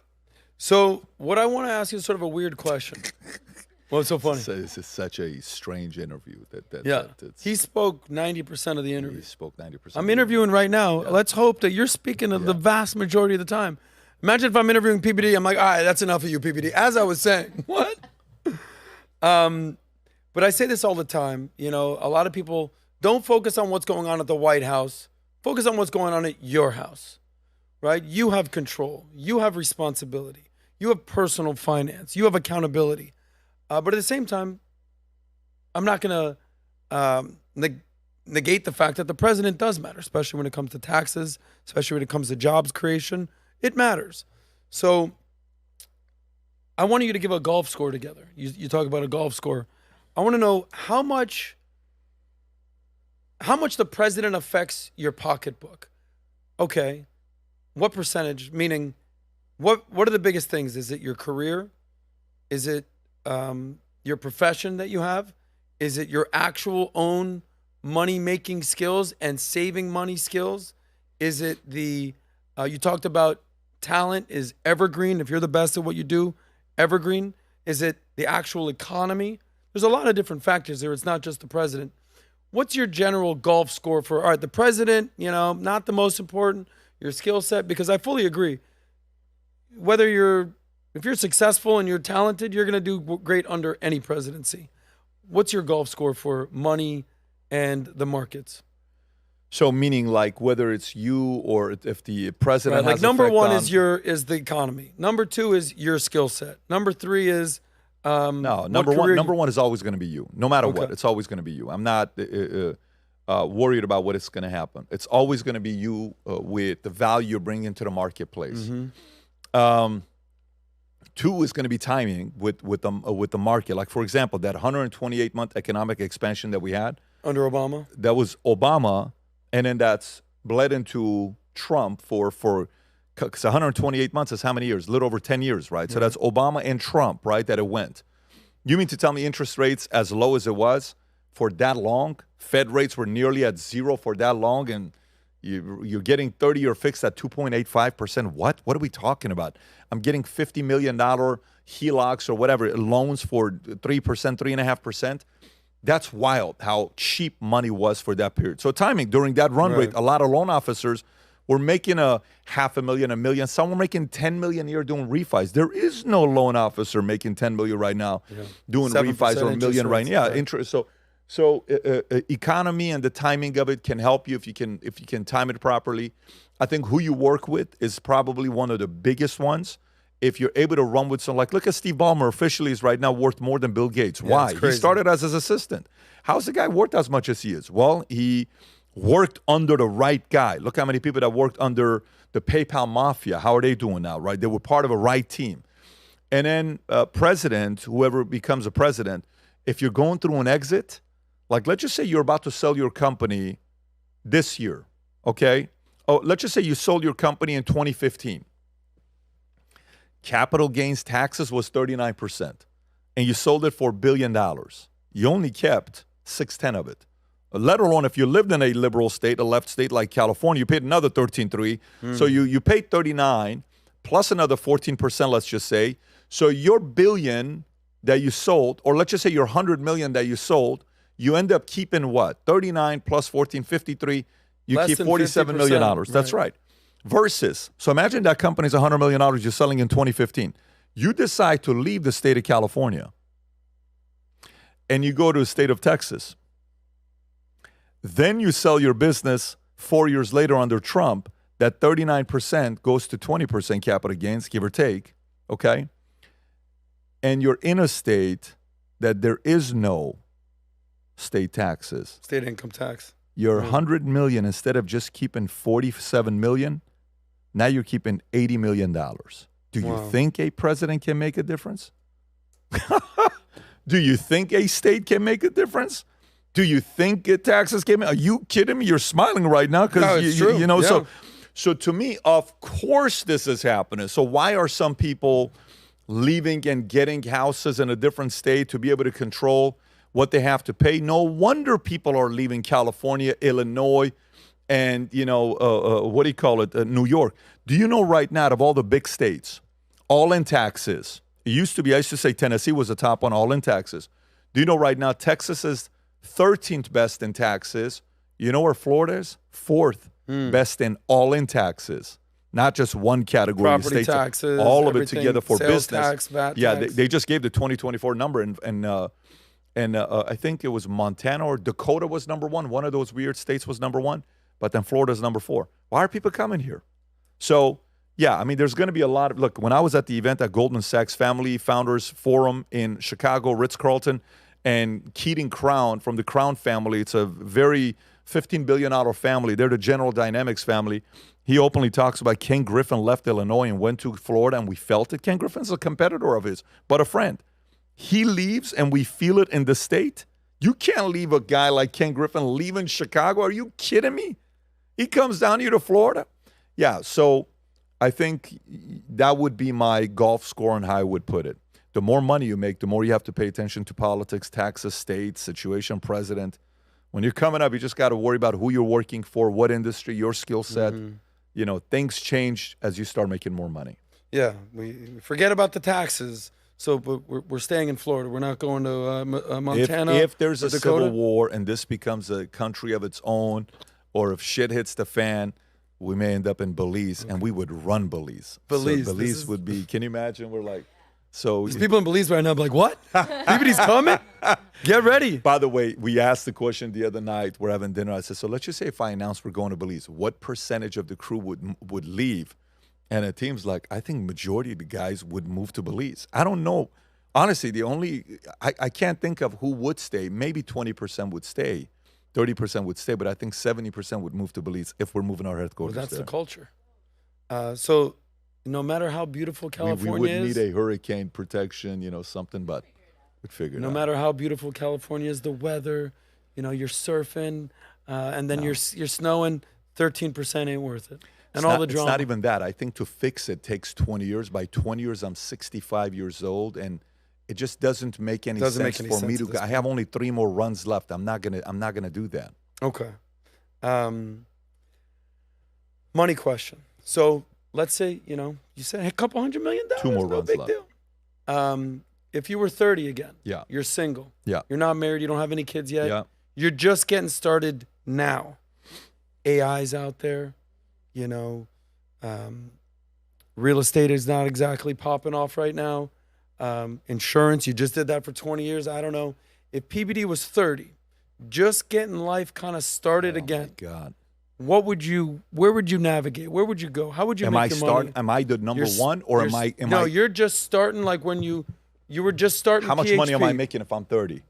So how much money were you making by the time you were 29, 30 at that point? Well, you're saying when I'm starting PHP. I'm just saying if you were getting started today at 30.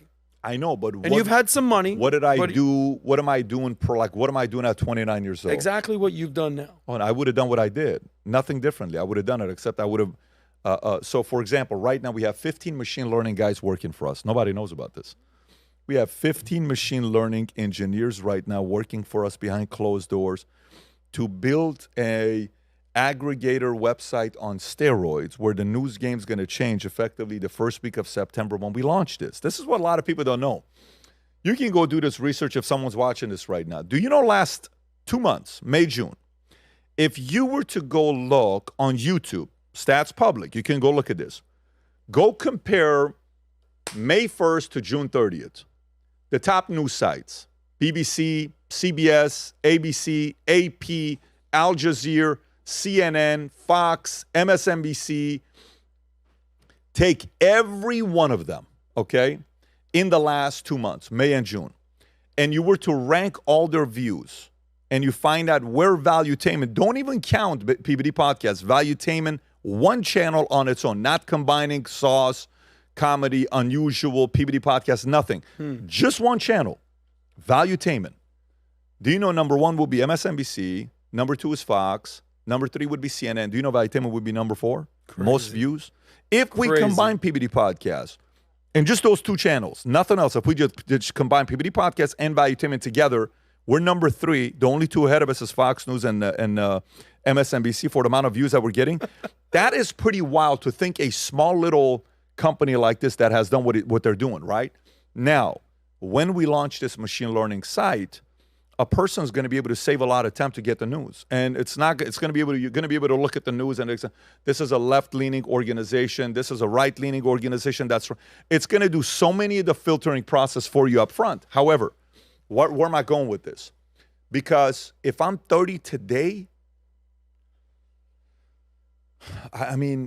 go read The Mathematician That Changed the Financial Industry, Jim Simon, something like that. He wrote a book. I would go study everything about what Jim Simons did in 1982 after he was fired in 1968 from working at the NSA because he said the Vietnam War wasn't a good war. I would go, this guy hires a guy from MIT, comes in, builds a software with Renaissance Technologies that from 1988 till today, comparing his fund to Berkshire Hathaway, comparing it to S&P 500, $1 in 1988 today would be $42. $1 in Berkshire Hathaway today would be $154. But $1 in Medallion Fund ran by Jim Simons today would be worth $44,000. What? What did he do? AI in 1982. They build this technology. It trades like this. So they make the trades faster where other funds were not doing it. They give a gross return of 69%, which they keep nearly 50% of the fees to themselves, 44% give or take. But the net return for the investor from 1988 till today is 39%. The fund did so well that it used to be open. They closed it in 95 and they asked everybody to leave in 2005. And then in 2005 on, the only people that have had their money in Medallion Fund is current or previous employees, right? And he just died earlier this year, I think in January at $30 billion net worth. What did he do? He found an MIT guy. Everything right now to me is finding the right mathematicians. All I want is machine learning, brain, math guys that can come in, and we have the distribution and the eyeballs, and they bring the machine learning side. It's a very different game we're learning. So I don't know whether you're the sales guy, the personality guy, the vision guy, or if you're the math guy, the machine learning, the AI guy, matchmaker, marry each other. That's what's got to happen. Marry. Either you're on this side, contribute to this side. If you're on this side, Get with a group of guys there's a real visionary who to combine with. It's going to be a lot of crazy opportunities. But if there's ever been a time to not make fun of people in math, today's the time. Math people are my best friend today. I've always said math is everything. Math is life. Life is math. I would team up with the biggest machine learning AI math guys today, and I'd put the craziest army going for the next 10, 20 years. And yeah, I mean, the future is going to be these machine learning math AI guys. So it's almost like you're saying, hey, look, recognize your skill set. It's kind of like what when you're talking about logic and emotion in Choose Your Enemies Wisely. Or it's like what Steve Jobs did with Wozniak. All right, one of you guys is the marketer, the sales guy. Who's the math guy? Right? That's basically what it For is. sure, Because if you're the yeah. math guy, go find someone That's that can right. tell your story. That's right. A storyteller. Because a storyteller is never going to go out of style. But at the same time, if you're a good storyteller, go get you a math guy. A BI guy, what do you call it? Yeah, business analyst. But today, it's a lot of different things. Today, it's a lot of different things. Moving along, last money question. Yep. You know, there's a difference between having $1 million, $10 million, couple $100 million, and then being one of those few guys that ends with a B. What's the best part of having, when that check cleared, you said 2 years ago, when that check cleared, it hit the account, all of a sudden you went from, okay, Pat's paid to Pat is paid. What's that feeling? What's the best part of it? Because you got a couple nice things. I don't see you drive the Ferrari too much these days, but you're not the flashiest guy. But at the same time, you like nice things. What's the best part of it all? Did you ever play Monopoly? Of course. Okay. Boardwalk. Boardwalk, right. So what was your favorite property? What do you like in Monopoly? I just didn't want to go to jail, Pat. Pay $200 and find it. Well, what's your favorite property? Actually, think about it. I think it was Boardwalk is the first thing that came to mind. I will tell you, I was never a fan of Boardwalk. Oh yeah, was it? I always liked the yellow. What was the yellow? I don't know if it was Atlantic Marvin. I think Marvin Road or whatever it was. Can you find out what Monopoly yellow? So in Monopoly, you're flirting with a couple different things, right? What is it? Did Jake get it? What is it? There you go. Marvin Gardens. Marvin Gardens, Atlantic, and Venture. Yes, those were my favorite. I just loved that corner, right? I would dabble in the green, but I just loved green was North Carolina, whatever it was. But I always loved the yellow, right? Board, if you would. Yeah, I always loved the yellow, and that was my game. I used to love going to there. If you go zoom in, so let's just see if we can see it or not. No, it's not letting you. So, okay. But if you play the game of Monopoly, you have cash, and then you either hoard the cash or you reinvest the cash and you let it rip again, right? You keep going. A part of the game, it's fun the fact that we have money right now to protect the kids and, the stuff that they get to do and all that stuff. But I'm not doing this to sit around with money and not have to, if you zoom into that, the template, it just keeps getting smaller the more you do it. Just zoom in on one right there. So what is... You like that northeast corner right there. Okay, so there you go. No, that's not the right one. That's they have so many different versions right now. They change the names. Don't worry about it. It's good at this point. But it's a game. This business game is a game. Mm-hmm. Simple as that. And the more chips you got, the more things you can buy, the more things you can invest in, the more things you can flip. And Ross Moody, one time I went to him, the Moody family, billionaire family in Texas. I went up to them, and this was 14 years ago. 14 years, man, 14 years, that's crazy, 14 years ago. And I said, so Ross, here's the idea I'm proposing. I say we create a partnership, and we do this. We can make a lot of money together. And Ross, I'll never forget what he told me. He says, Patrick, let me give you a lesson in life. Have I told you this or no? Of course. He says, there's two types of people in the world. He says, there are those that are trying to make their first billion. Right. That's you. He says, then there are those that are trying to protect their billions. That's my job. Right. He says, my job is to not take any crazy risks. That's your job. So to me, I mean, I can't imagine just playing this game just to protect it. You're playing it to grow it and expand it. So I just feel like I'm playing a game, and we're having a lot of fun with it. But family-wise, all the other things, yes, is that cool to experience that stuff? Yes, there's a childlike element to it. But we're just going on a 40-year run, Adam. I hope you understand that. This is like I'm not going anywhere, Pat. we're just having fun here with this I'm thing. just trying not to go to jail, Pat. That's it. But I like that top Marvin Gardens, Ventura Atlantic. I even You like like the the yellow. red. I like Kentucky, Illinois. Well, Pat, Indiana. look what's all the way at the top right near yellow. This is why I stayed away from yellow, that side of the Yes. board. You go to jail. Yes. You win too much money, you go to jail. You Were lose you too ever much good at money, this game? you go to jail. To be honest with you, I was just outside playing sports too much. Okay. But got it. yeah, I like Monopoly. It's a strategy game. It's a good game. though. 100%. Yeah. Okay, well, good to know. Pat's just not taking all the money, taking his ball, and going home. No. We're gonna It's too we're gonna boring. we're gonna gamble on this Way thing. a too little bit. boring. Okay. Well, moving on from money. You know they say, this is an interesting intro. You know they say who likes money? The Jews. Yeah. But you know who else likes money? Everyone. We all like money. But there's a lot of things going on in the world these days. I want to have a conversation about religion. It's a big thing for you. Yep. You know, the first time that I went to temple in many years was because you said, why don't you ever go to temple? Why don't you ever go to synagogue? I said, I don't know. That's not my thing. I don't go. Why don't you go? Why don't you go? I said, all right, maybe I will. You know, I went the next week. And I don't think I told you this. I went. I sent you a picture. You know, I sat in the back by myself. And out of nowhere, I just started crying. I was like, oh, what is this thing that is coming out of my eyes? I don't even know what this is.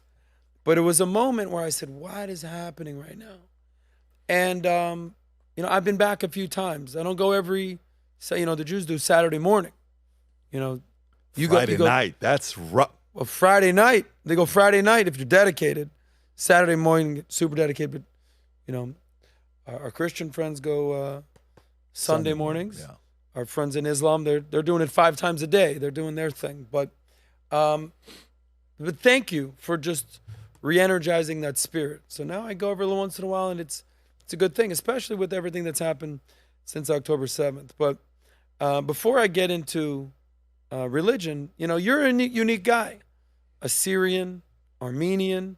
Armenia is I think the most Christian country other than Romania in Europe and in that side of the world, Middle Eastern area.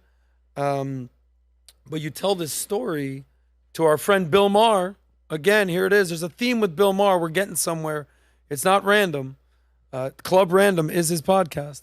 But here's where you're telling a story about when you were in the army, born in Iran, but made it America. Here's a story at 9:23. Uniform, you know, we go to Waffle House, and the lady looks at me and says, you know, why are you wearing our uniform? I said, because I'm in your military. She says, but where are you from? I've never seen somebody look like you. Really? I said, I'm from Iran. Wow. I said, you've never met an Iranian before? She said, I've never met an Iranian before. She says, what are you doing in our military? I said, can I trust you? Of course you can trust me. I said, I'm a spy. Everything I'm learning to take back to Iran. Why do you think I would join the army? No, but there was a lot of people in the army that were worried the fact that an Iranian is in the U.S. military. No, I get out of the army. So I'm going to be let me just ask you direct. By the way, Robert O'Rourke, he kind of motivated this question. Pat, on camera, are you a spy? That's so funny. Should have seen the girls' reaction. Alabama, Waffle House. No. I mean, my dad, who was always curious, I think this was like 7 years ago, he sits me down, he says, you can tell me. I said, what do you mean? He said, no, you can tell me. I'm your dad. You can trust me. I said, Dad, I have no clue what you're He talking wanted you to come out of the closet. What was going on? He says, you can tell me, are you with the CIA? I said, Dad, stop. Damn. He says, no, if you are, I'm telling you, I won't tell him. I said, Dad, I'm not with the CIA. He says, no, I know you're with the CIA. I said, what do you mean I'm with the CIA, right? He says, how do you know this kind of stuff? Our family, we were never like, it's not like you went to college, you got a degree. How do you know all this strategy stuff politically? And I said, Dad, I'm just interested. He says, well, whenever you're comfortable to tell me that you were in the CIA, just whisper to me. I will never tell anybody. I said, if he watches this, he'll remember that conversation. No. He was convinced that you were part of the CIA. Convinced. He was convinced. He was convinced because he had a relative that was, and they were in the journalistic space, and that person got arrested, and they got in some trouble. So, to him, he was worried that maybe my son is in the CIA. I'm like, that I am not in the CIA, man. If I was, it'd be a very different life. So good to know. We cleared the air. Yeah. I think Gabriel thinks maybe. Who knows? We'll see about that. But do you remember the podcast we did on October 7th? Do you remember who was there? Do you remember that? October 7th, who was there? It was an interesting day. Okay. I remember that day. I'm seeing if you remember. You have a memory like an elephant. October 7th, who was there? I'm not, This is, 10 days before your birthday, 11 days before your birthday. Give me 5 names of who it could I'll give be. you names you're going to know. Yeah, I know who it is. So Yeah. I'll give you a hint. It was on a Saturday morning. It was a special podcast on a Saturday morning. I love coming up early on a Saturday to do podcasts. My favorite thing. Don't remember. Okay, Who so was it was Tim Pool Okay, and Jimmy Dore. got it. Remember this? Yes, of course. We did this podcast. Yeah. And all of a sudden, it happened that morning. Breaking news. And I have family in Israel, friends in Israel, American though, Yeah. Jewish, and I'm just, oh my God, this is what's going on. I'm like, all right, we're gonna talk about this today. I'll never forget. They go to Tim. I said, Tim, what do you think was going on? He goes, yeah, I don't really know what happened. I just found this out. Like, he didn't really have a lot. This guy could go for days on Ukraine. This guy, the Donbass region, everything.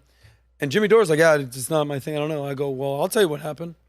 They came in, they did this. And then a couple days later, we had Charlie Kirk on. Who gave the stand down order? What's going on? All this speculation.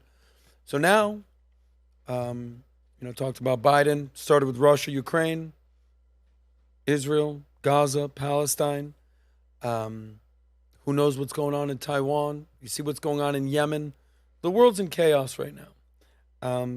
And one of the things I say is, there's been wars in Syria. You know what's going on in Iran, Yemen, Sudan, Lebanon. Hundreds of thousands of people, not millions of people that they're not covering it, nothing.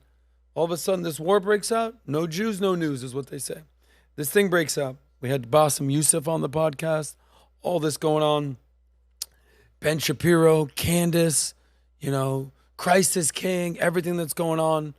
But then they say, the puppet master in all this is the country you were born in, Iran. The great Satan, America, death to America. There's all this going on. I don't know if you saw that. I'm sure you saw, that they elected a new president today in Iran. I think we have that story. Because you've interviewed the Shah, Reza Pahlavi. Incredible. What an opportunity. The new president, the reformist, Masoud Pezeshkian. He's the first president, reformist, to, engage with the West and allow women to, here it is right here, not necessarily have to be covered with their headscarves. Yeah. What is it? Iran voters elect their first reformist president in 2 decades. So it's sort of a bigger question, but I feel like, you're no fan of this regime.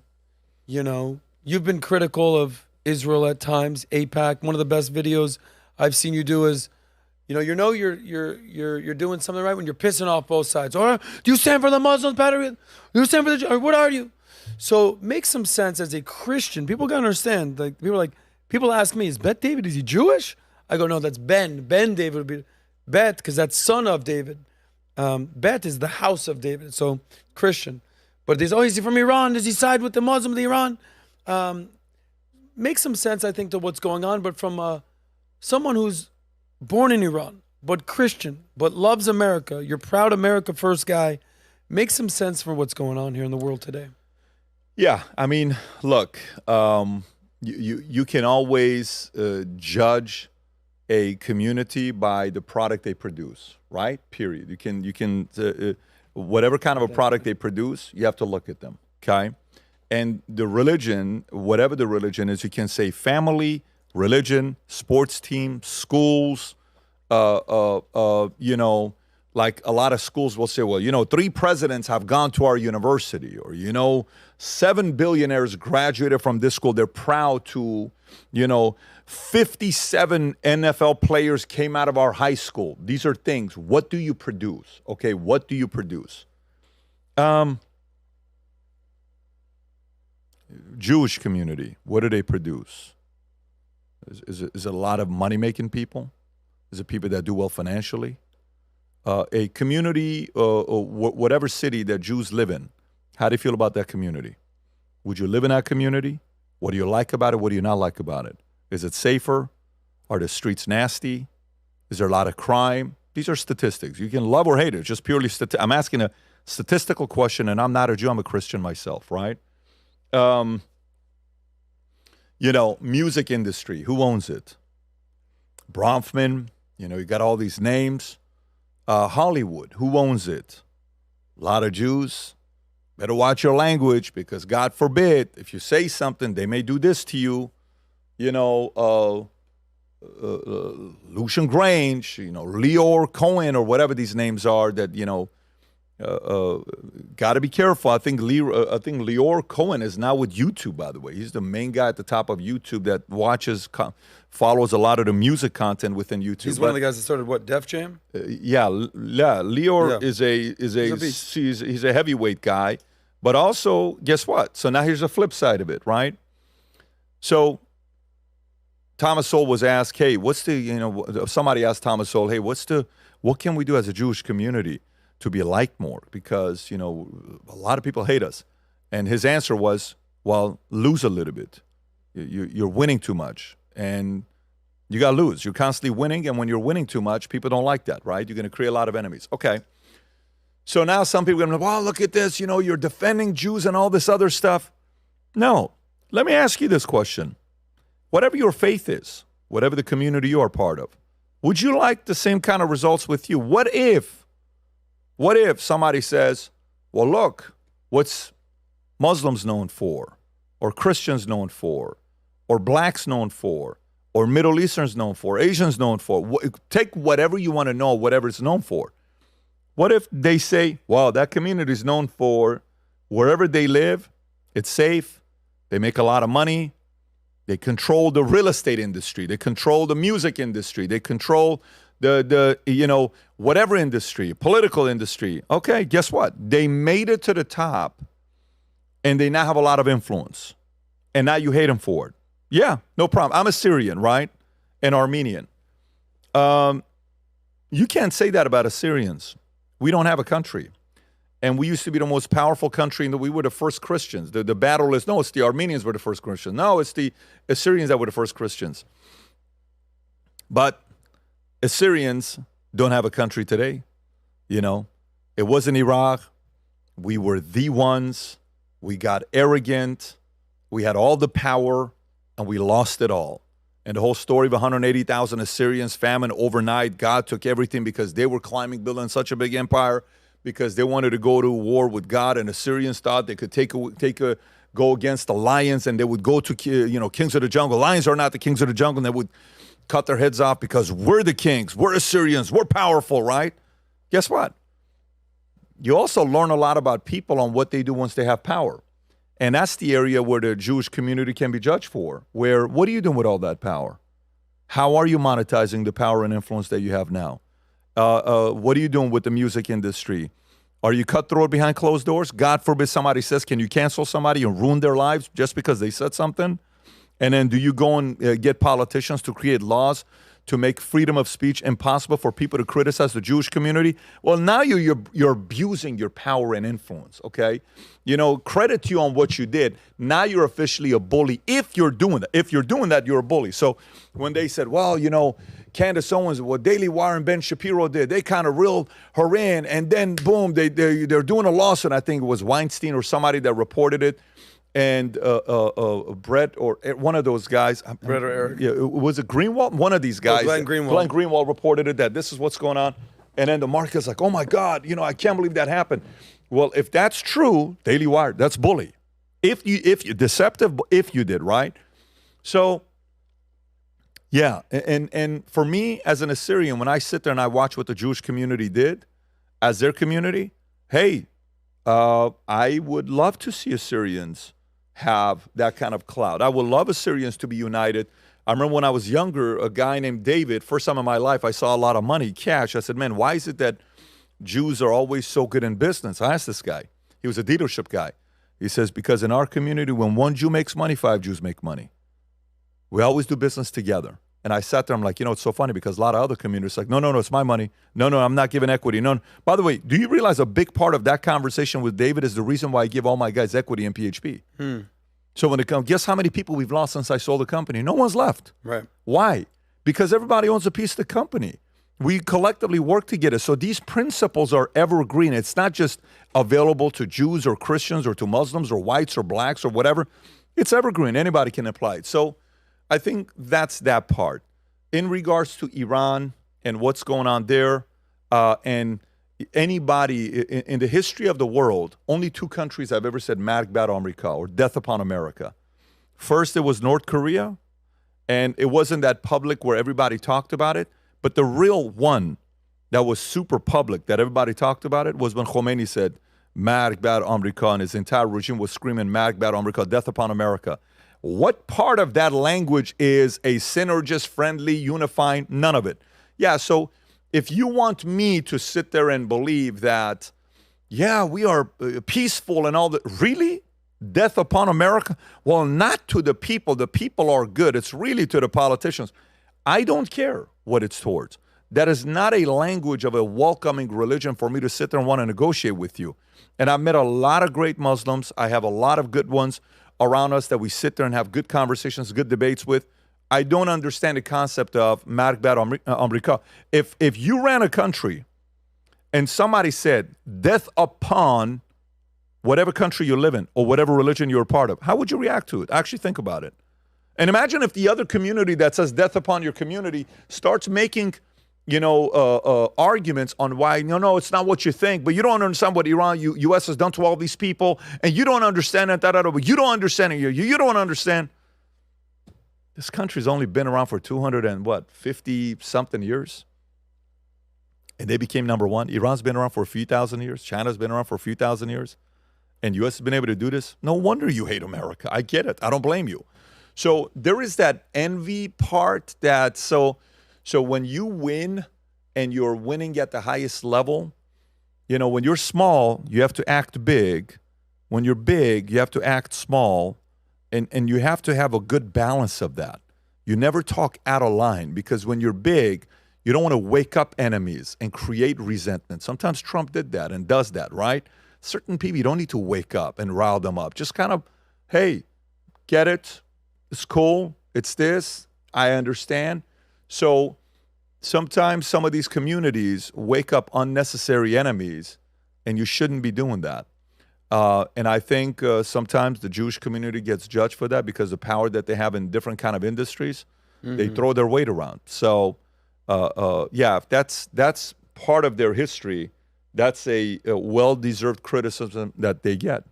So, a question that I have is, where do you judge the individual versus the collective? Where do you judge the country versus That's a good question. the religion? Yeah. Right? So, I say, take the Jews, for example. We know the realtor guys down in Miami, Jewish guys. Mm-hmm. Right. That just had some issues. Okay. Epstein, I don't know what his situation, Harvey Weinstein.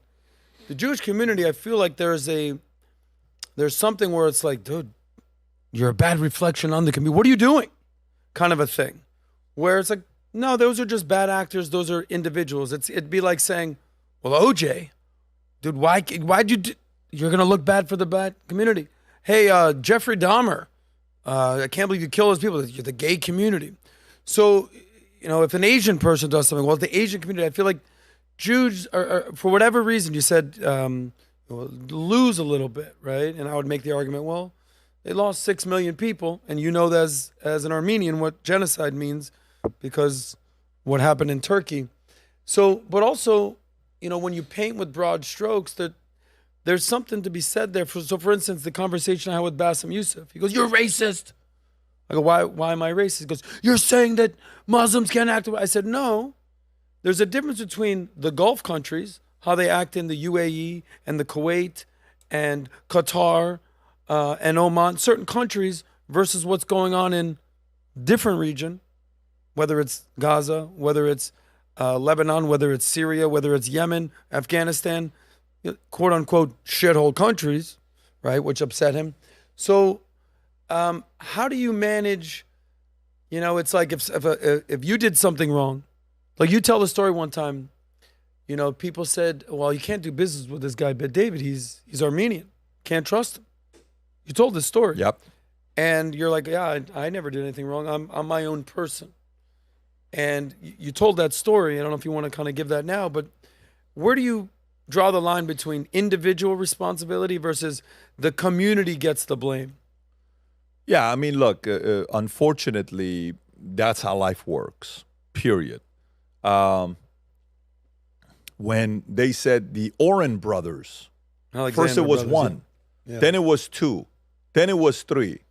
Guess what? Then the entire family is guilty. Period. Because where are you learning these habits? Not a single father sat you down and told you that this kind of behavior is not acceptable. Where's that coming from? So then the market has the edge to criticize that community. If it's one, you don't. If it's 1 out of 3, okay? It's like, well, you can't raise all your kids to be the same. If one of them all of a sudden went and had other friends, like the other day I'm interviewing Jeffrey Epstein's brother, comes here, he sits down with me for 2 hours. The podcast is going to go live here any day. By the time this goes out, it's already going to be live because it's going out on Monday. So, and in the interview, I said, so tell me about your parents. And he tells me about his parents. I said, okay, tell me about your relationship with them. With the last 7 years, we didn't see each other. Why don't you guys see each other? Did you guys have a fight? Did you guys not like each other? No, we just didn't see each other. How far do you live from each other? You're both in New York, right? And then I said, so, when I talked to Suge Knight, Suge said, Diddy didn't learn how to be with young boys like Usher and all these stories that you hear about him. Somebody taught him that. A man doesn't wake up one day and says, I want to be with young boys. Somebody taught you that. And I said, Suge, where are you going with this? Are you saying somebody taught Diddy this? Yeah, Clive Davis. So are you saying that Clive did to Diddy what Diddy did to Usher? That's pretty crazy, right? So then I said, who was the Clive Davis for your brother? He says, I don't know. I said, there's no way your brother's going to learn how to do all this kind of stuff and Leon Black gives him $153 million on freaking tax and estate planning fees. What are you talking about? It's never happened in the history amount of money. Yeah. He says, well, what if he saved you $1 billion? No. That's not how this thing works when you're saying a number like that. There's a lot of, gray area in that conversation. And then he gave this one name. He says, Epstein's mentor. And I start looking into who this guy is. I'm like, wow, what an interesting thing. So imagine you learn the concept of, hey, let's do this. Go get that guy to come into the house, bring 5 prostitutes, okay? Don't tell them they're prostitutes. Tell them we just have some friends that we brought over. Tell the girls to not say they're prostitutes. Okay, I'm just giving you a hypothetical of a business model. And then, act like we're having fun with 3 of them and they're your girl or whatever. And then he's going to ask us, you guys mind if I use one of the rooms? And they say, yeah, use whatever room you want. But only leave 2 rooms as an option that's available. Camera both of the rooms up and let him go in the room and do his thing. And then he leaves. Then we go to him on Monday and we show him the tape. And we say, we need you to wire $1 million into our account or else this is being sent to your wife and your family. You don't wake up one day learning how to do that. So now imagine you're in that crew, how many people were there to see that just happened, okay? So then you come back a week later, guys, we got $1 million. Here's $50K to you, $50K to you, $50K to you. Now you're sitting there saying, holy shit. What an easy way to make money. So then in that room, the question then becomes, who's the biggest thinker? One guy says, what if $1 million could be $10 million? What if that $1 million could be $100 million? Then you go. So the model of what Epstein did, that's a model that's taught. Who taught you how to hold people hostage like that? You don't wake up thinking that as a regular. That someone had to teach you that evil way of destroying someone's life and getting money on them. Like even J. Edgar Hoover. J. Edgar Hoover's like, well, they never talked about the mob. The mafia doesn't exist. The mafia doesn't exist. No, the mafia existed. You just didn't want people to know that you're a cross-dresser. That's what you didn't want, They J. had Edgar dirt on Hoover, you. because they had dirt on you. Of course the mafia existed.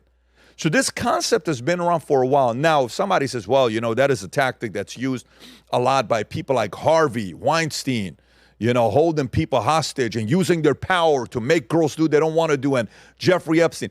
If that continuously happens with a certain community, well, listen, then there's an argument for it where somebody can criticize them. So that's the part. I'm not sitting here saying, oh, my God, they're all great. Oh, my God, they're all bad.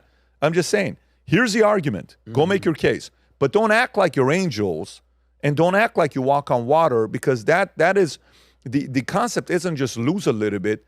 The concept is you're acting like you're above everybody. Whenever you act like you're superior to everybody, I don't care if you're white, black, Hispanic, Asian, Middle Eastern, Christian, Muslim, Jehovah, Seventh-day, Mormon, whatever you are, nobody likes that. No one likes that. No one does. And there's been a little bit of that going on, and that creates a lot of unnecessary enemies. I hear you. When I used to do stand-up comedy, I used to say, listen, anyone can get it. What do I mean? Well, it's not racist if you make fun of everybody. But it's racist if it's like, yeah, I don't like Asian people. Well, those Mexicans, well, the Jews. So if you single out a group one way or another, that's where you end up in this. And anyone should be open to criticism. They should be. And one can make the argument that the Jews are a little sensitive to criticism because, they say only the paranoid survive. Jews say, well, they have the Jews were saying, well, never again. Never again. We're never going to let our entire population almost be slaughtered. Never again. So there is a little sensitivity there.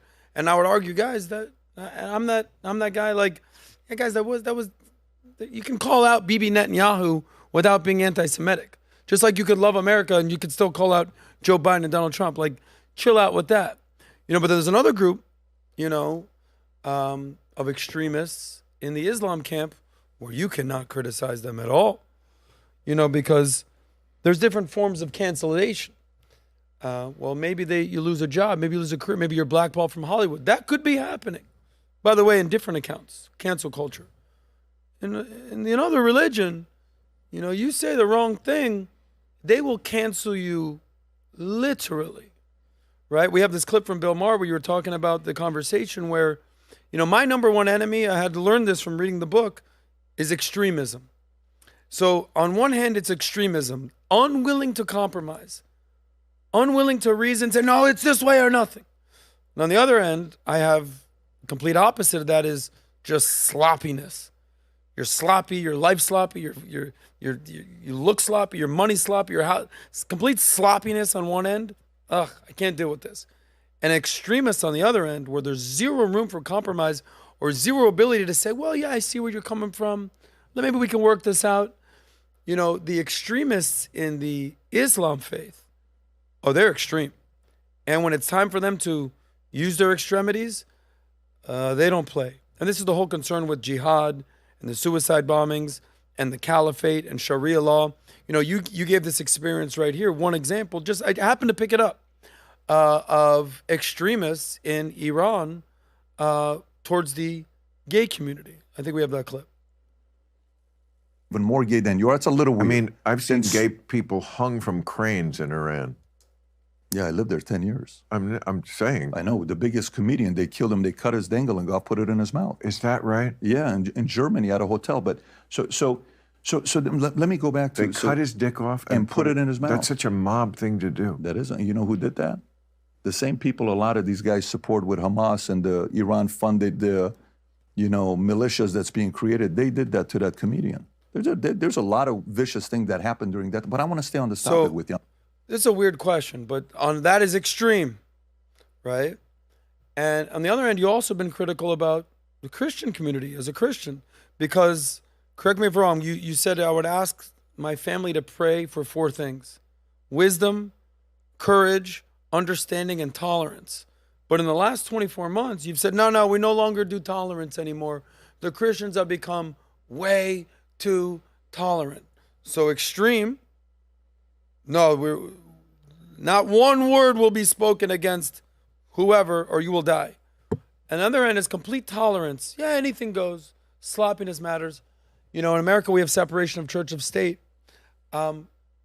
Ultimately, as a man of faith, a man who believes in God, I don't think you agree with any of these camps. Extremists or complete, anything's acceptable, no standards, even atheism. What's the best balance that someone should be looking into? Because we've seen the decline in traditional values here, lack of religion, lack of family, lack of community service. What's a good balance to abide by? Where it's not extreme, but it's also, you're not just tolerant of everything.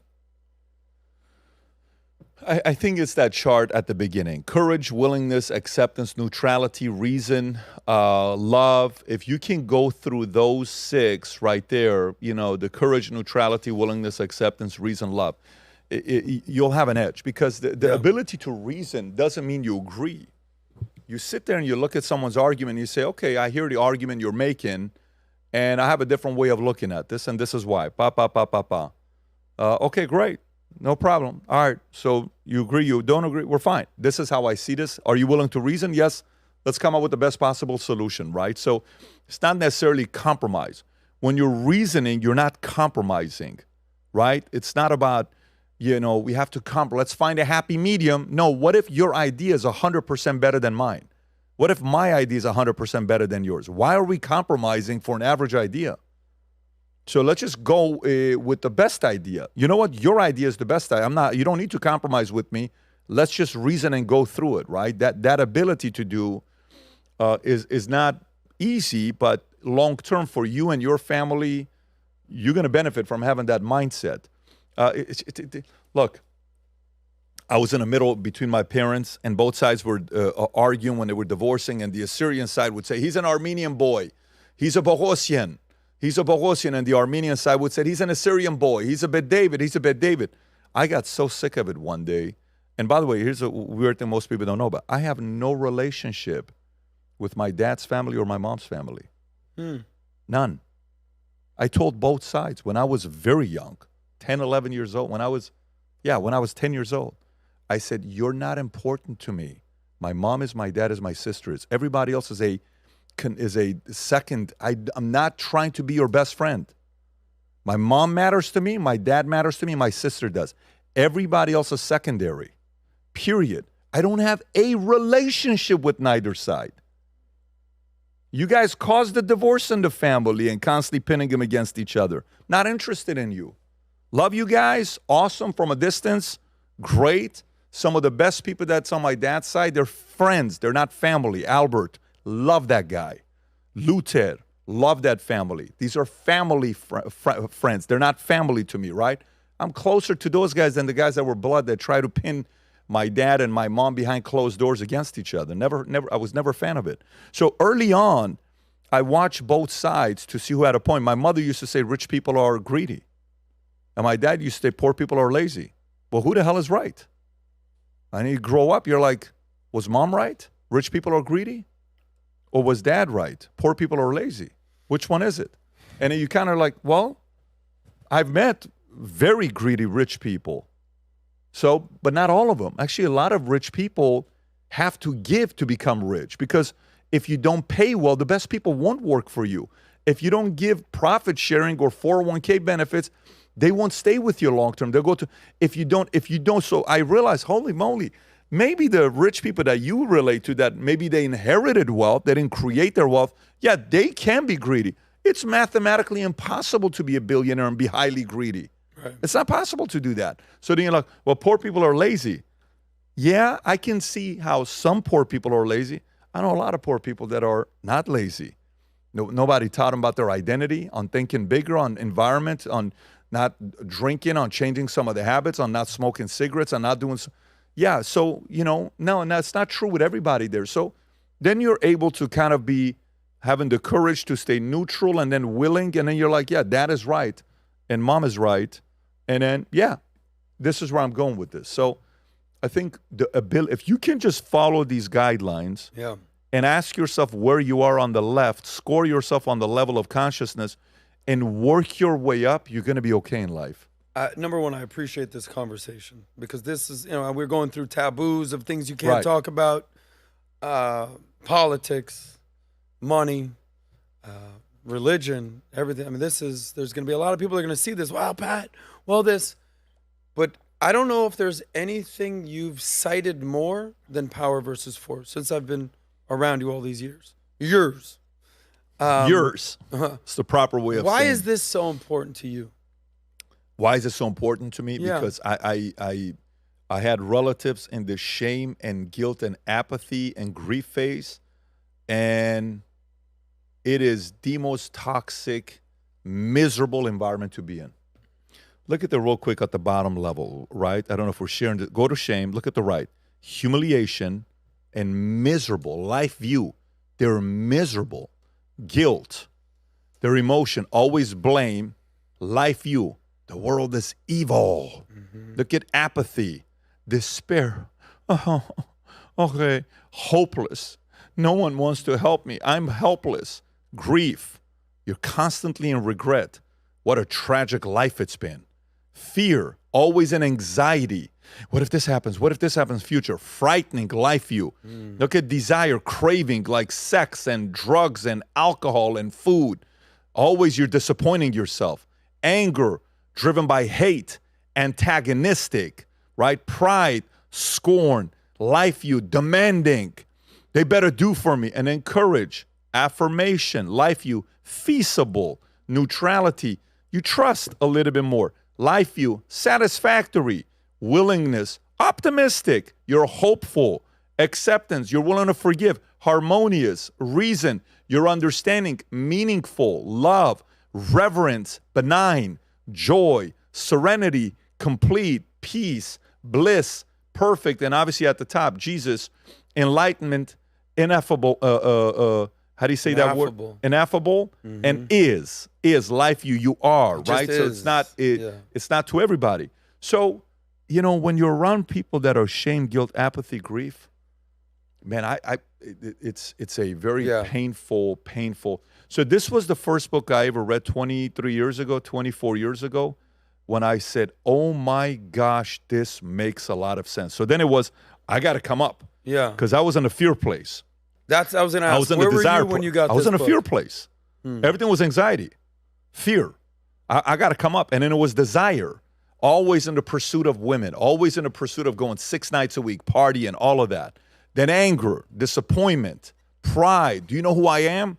And then it's like, boom. Where do you think you are now, Pat? It's where I want to strive to constantly be in is the reason, love, joy. The reason, love, joy. The reason, love, joy. I want to strive to be there. You're always, on any given day, you can fall under. But your goal is to always be above and try to do your best to be at reason, love, joy. Reason, love, joy. And it's not easy to do. No, it's not. I've been in all these things. And currently in the reasonable phase and looking for love, Pat. Looking for love in all the wrong places. But we're getting there. But which leads me to my last topic. I want to talk about love and family and kids and, the bigger things in life, which is important. Now, why am I constantly going to Bill Maher and looking at these clips? Why is this a thing? You're always saying, like, who's in your ear? Well, who's in your ear? So if you go to this imagery of Bill Maher and PBD, I'm going to show you a clip in a second. Go for it. So before I play this clip, I'm looking at two guys, Bill Maher and PBD, and I've been watching Bill Maher forever, right? I think he's a super talented guy, super necessary guy, and I'm looking at PBD, who I have the privilege of working for, with, friend, everything, mentor, and I said, these guys could not have a different life. I said, wow, this is watching what could be on one end. Yeah. And then what is, but a younger version on another end. What do I mean? So on one hand, this guy is smoking, drinking, You know, you're probably drinking an Arnold Palmer. You probably poured a drink and just didn't drink it, right? God-fearing, PBD, Christian, proud atheist. You know, religiousless is his story. Proud atheist. Married, 4 kids, amazing kids. Amazing kids. You know, I got a special thing for Dilly Boy. I brought him He beat me some this baseballs the morning. other I'm day. very annoyed with him. Yeah. He beat me in FIFA. But I'm seeing Tico grow up. It's incredible to see his progression. Senna, she was in the office. Yes, she's adorable. And Brooklyn, that's Vinny's. The hands off Brooklyn, that's Vinny's. But, you know, it's amazing. I love kids. So religion, kids, family. He's single, proudly single. You know, Biden, Trump, you can make that argument. But, you know, this comes down to, you know, our favorite conversation, selfishness or selflessness, right?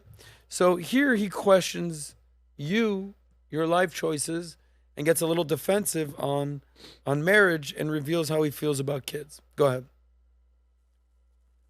So you're married for 14 years? 14 years, yeah.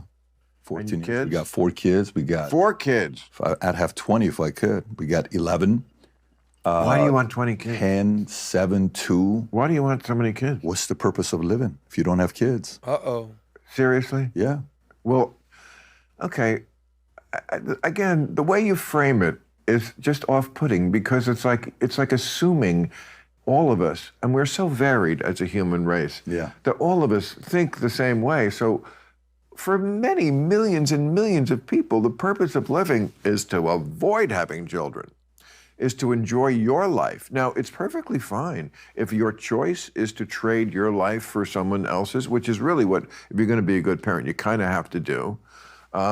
It's also perfectly okay to say, no, what's wrong is to have a child and then ignore them. You know, I don't that's disagree. bad. No, I Right. don't disagree. I don't No, disagree of course, with that. no one disagrees with that. No, I don't disagree with that. No, of course not. But what I'm saying is the harder choices, or I don't think it's a hard choice at all. It should be thrust upon people. It should not be thrust upon people to have children if they really are not suited for that, as it used to be. A woman thought she was a complete failure if she didn't, like, you know, fucking vomit out some spawn to, like, God knows what in the world. And some were, and some I'm sure were good people. But generally, like, I'm not that in love with the human race where I think, like, whoa, what we need is more of them. You know? Do you like kids? Do you actually like kids? Or What do you ask me this question for? Of course you I ask don't me like questions kids. about kids. Oh, I'm asking Jesus, you. But I just told you. Yeah. Okay, no, I fucking hate kids. Okay. We'll end it there. I mean, could there be a more opposite, you know what juxtaposition is? When you have something this and something exactly the opposite sit next to each other.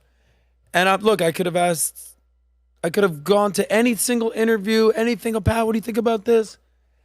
And I heard that point and I saw that it was on February 4th. I said, this is what I'm going to be asking PBD. So, you know, you've helped me get clear on a lot of things. I 1,000,000% want to have kids. 1,000,000%. Now I got to find the mother. You know, unfortunately, these days men can't have babies, Pat. So I got to find the woman to do it. I'd have them myself. But I don't even want to worry about Bill Maher. I just want to focus on you, your family, your wife, your kids, being a father, being a son, and how important that is to you. So, number one, you know, you talked about, let's just start with marriage. 14 years. Jen, first time I met Jen, first thing I said to her, oh, wow, you're like way nicer than I thought you would be. Because I'd only seen pictures of her, you know, at the galas or whatever it was.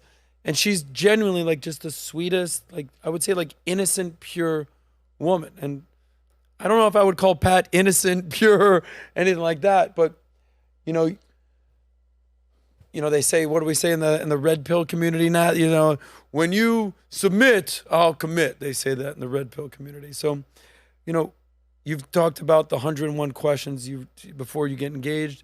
So what made you pick Jen of all the women? What makes her an ideal wife?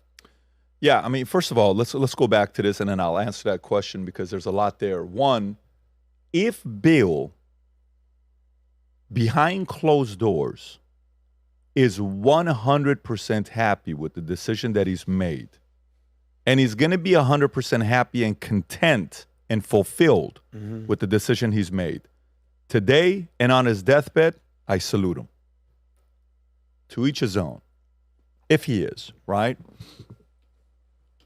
Because if you're 69 years old, by now, you know, he's friends with Salman Rushdie, who wrote Satanic Verses. He's friends with a lot of different people, and there's plenty of people around him who have kids. Sage Steele is one of his talent that he has under his production company. She's got kids, and, you know, you would have already done it. Plenty of people are going to present that argument to you, to do it or not to do it, right? At one point, I was 28 years old. I'm like, you know what? I actually enjoy my own company. I actually like going to movies by myself. Sundays, my schedule was easy. I'd go to the beach, I would do my workout, and I'd go to the same stairs, Santa Monica. Then I would go to the same P.F. Chang's. I would sit in the corner. I would watch football. The same waiter I would talk to, and I had a routine. And I did this for years, by the way, that people didn't know about on my Sundays. Boom, boom, boom, boom, boom, by myself. And I enjoyed it. And, you know, I always had a girl or two or whatever behind closed doors, never in the office. Everybody always wanted to know who I dated.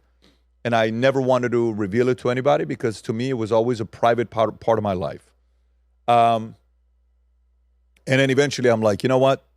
I'm not getting married. I'm going to stay single. But oh my God, I wanted kids. And 6 years old, I wanted to be a dad because of my relationship with my dad. So I wanted to have kids. And then one day, Patty Lopez says, hey, I listened to the radio today, and this guy on the radio talked about a guy named Norman Wright, wrote a book called 101 Questions to Ask. I don't know what it's like. You may want to order it. I order it.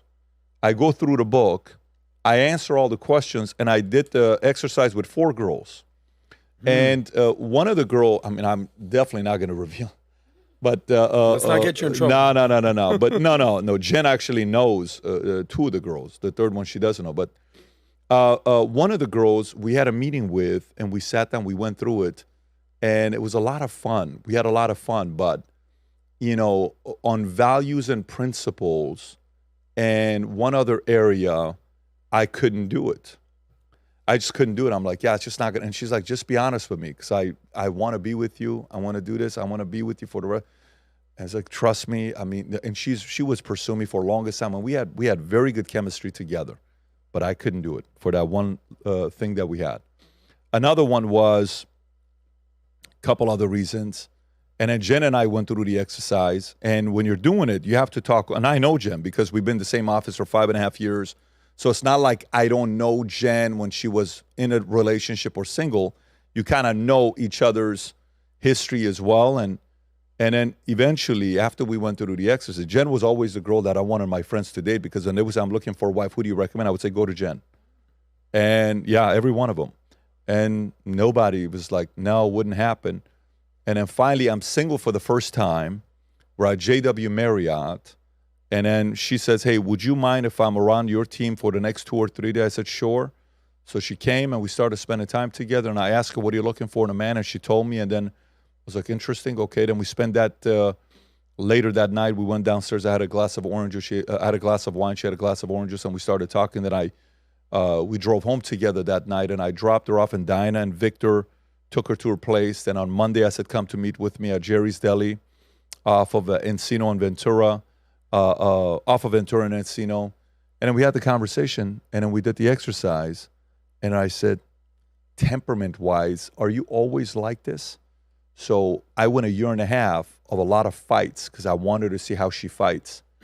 And I'm like, okay, yeah, there's that side as well. She's got a relentless side to her as well. The kids know, you know, I have this, but Jen will use tools if you cross the line. And Dylan is very familiar with it.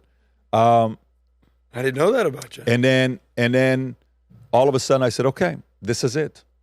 You know, and you'll have your date where you're sitting across from her and you're like, I think there's a 65% chance this could work. You will never be 100%. Never. Because marriage is filled with surprises, disappointments, changes, health, life, in-laws, family, money, finances, business, schedule, travel. It's so ugly when you go through it. It is not easy. But the moment I went through it and we had magic, we liked each other's company. Every time I was with her, I felt calm. And she knew how to bring my temperature down, not the other way around. I've been with girls that my temperature's already here and you taking me here. It's not good for the world for anybody to do that. So that was the energy I had with her. And then I'm like, yeah, let's get married. And then we got married. And by the way, from being married now 15 years last week, a week and a half ago, we've moved the place we live 12 times. We moved our offices 14 times. And we've lived in 3 different states. We have 4 kids born in 3 states. Each time we moved to a different state, she was 6 months or more pregnant. And somehow, some way, we're still here together, right? So, but on family side, I mean, look, it's not easy because as a man, temptation only goes higher the more you win and the more you succeed. And the quality of temptation improves. It doesn't get worse. It just gets better. And it's more famous people. It's more, it's like, well, this person and that person, and they can get a hold of you in a different way.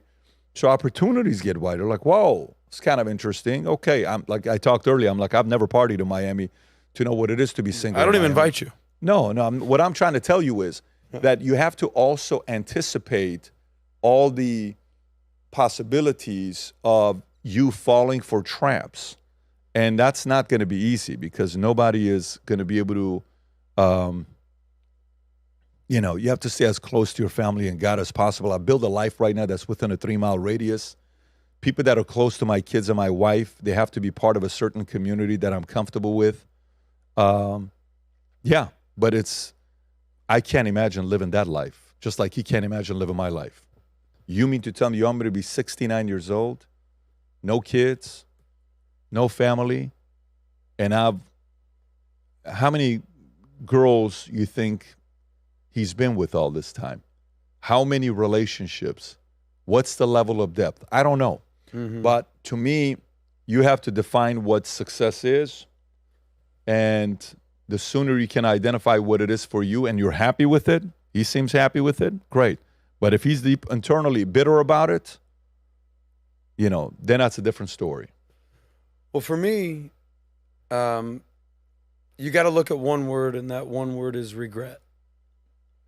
I don't know anybody that regrets having kids. Pat, I ask all my friends.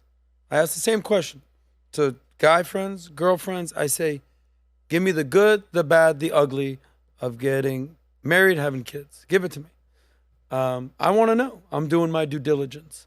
Because I'm convinced that, I want to duplicate myself. The world needs more Sosnicks out there, Pat. Just like they need more Bette Davids. But I don't ever hear anybody regret saying, this kid over here, Scotty Jr., send him back. I don't hear a lot of that.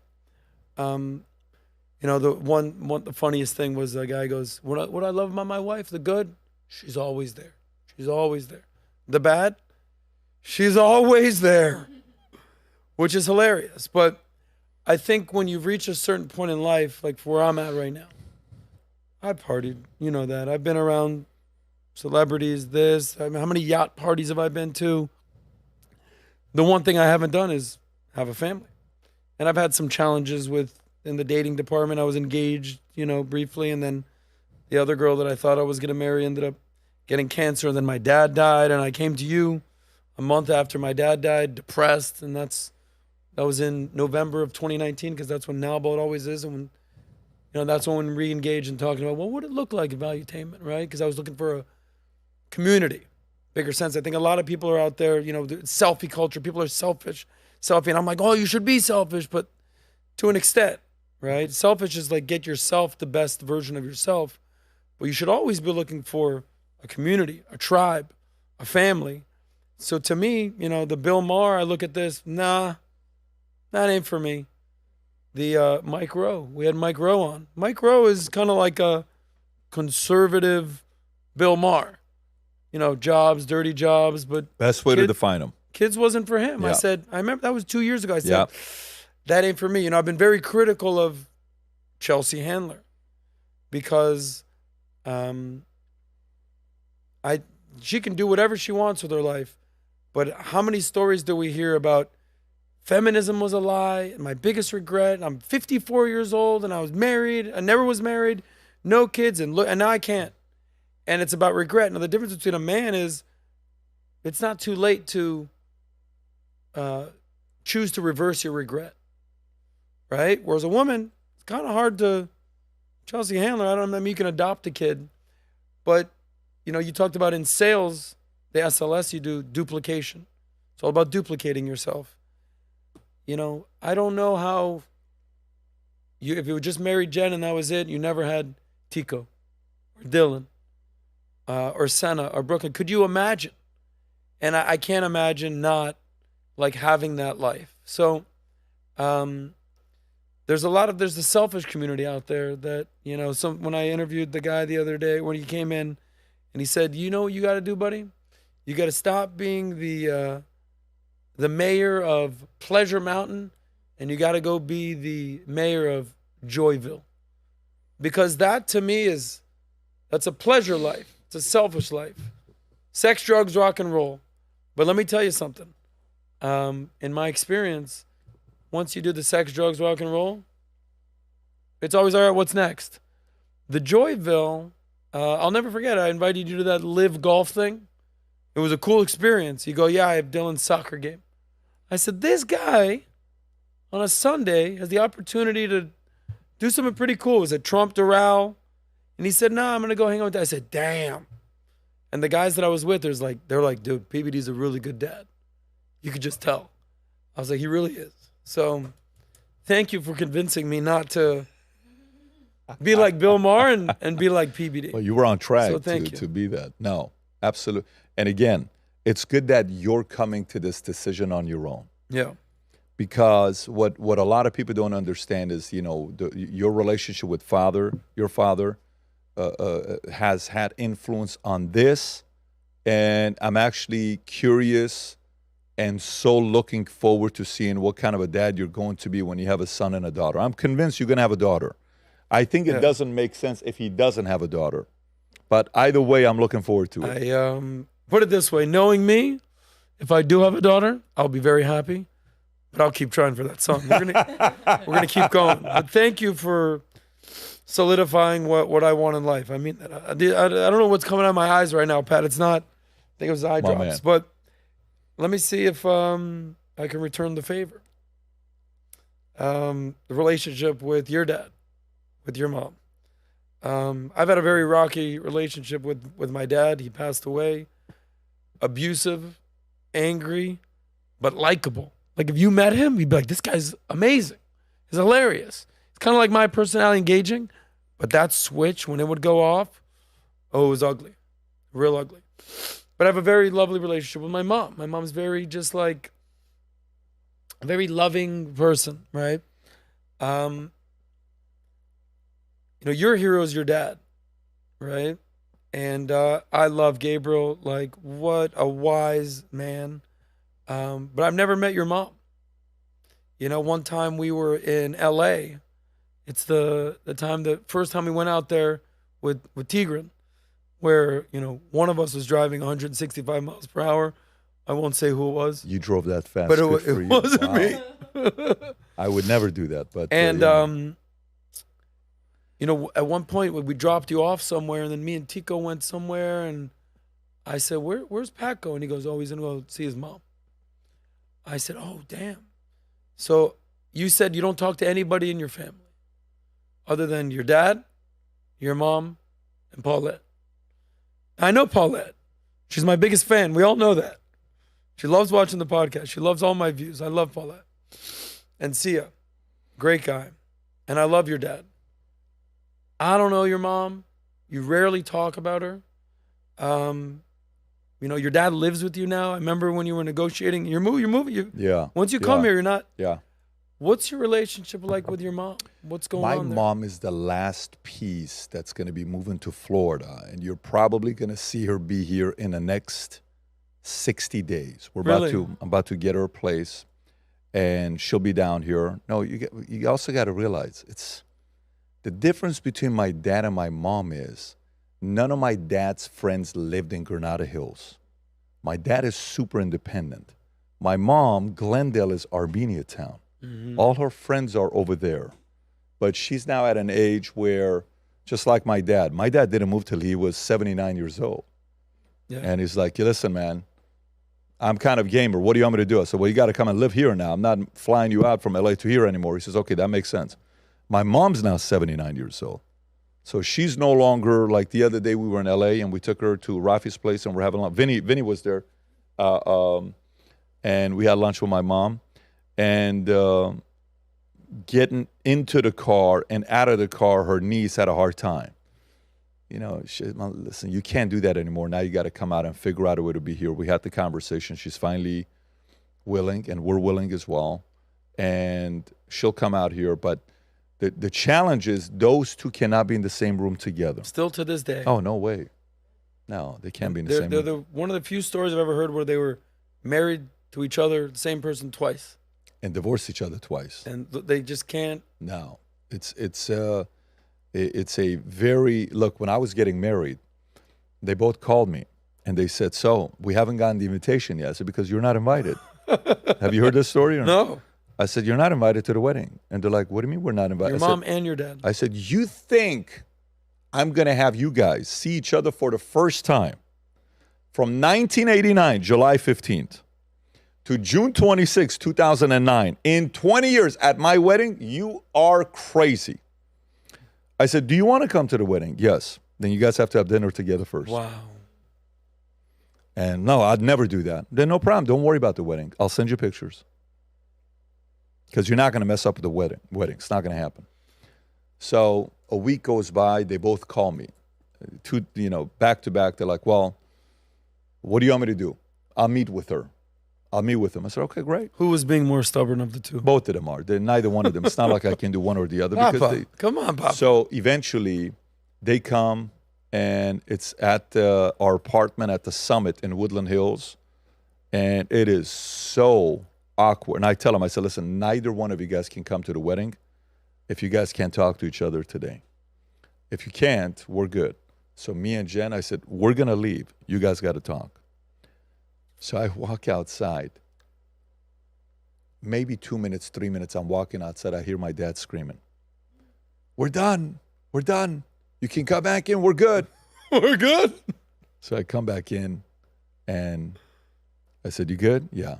I said, I swear to God, if you guys fight, it's just never going to happen again. No, we're not going to fight. No problem. And then we had the wedding. And one of the funniest, if you ever come to the house, next time you come in, look at the wedding photo. And look at the picture where my mom and my dad are in it. And look at my face, how I'm smiling. I mean, I've seen all the photos. Yeah, I haven't seen this photo. Well, pay attention to it. You'll see I have the biggest smile on my face simply because I know their looks. I'm looking at both of them. They look miserable in this picture. But you have to take this, this wedding picture. And yeah.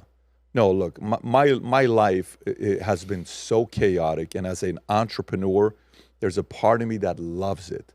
I can't live a life without craziness, going, building, fight. You need it, right? But not in my house. In my house, I'm not doing that.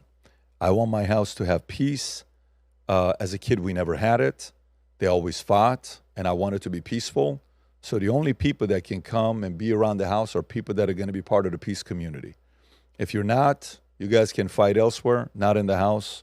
And that means if you're family, if you're blood, that's not qualified for only people that are blood or friend or this. No, anybody. Peace is very important. And I think the family's at a phase right now where they're able to understand that. And I've put myself in a position where I can drive some of those values and principles to be accepted. And if it's not accepted, I'm okay. But it's on the family's terms. It's no longer where we have to accept everyone's madness and fights. Not going to happen.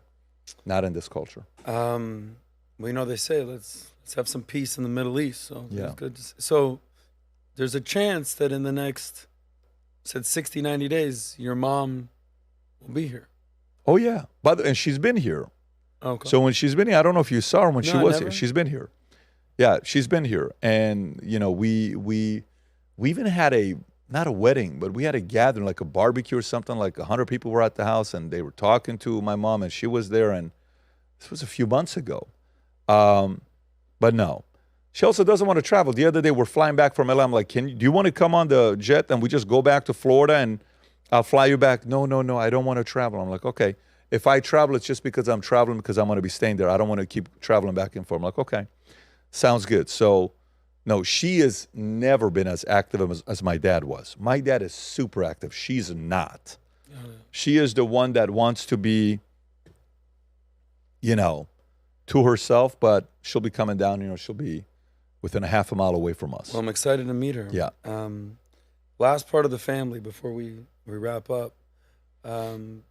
Uncomfortable question, but we're in the life insurance world. So we know that our time is limited. Now, you've said on your tombstone, you've vocalized this, I think, you want to be known as a leader amongst leaders. You've said this, right?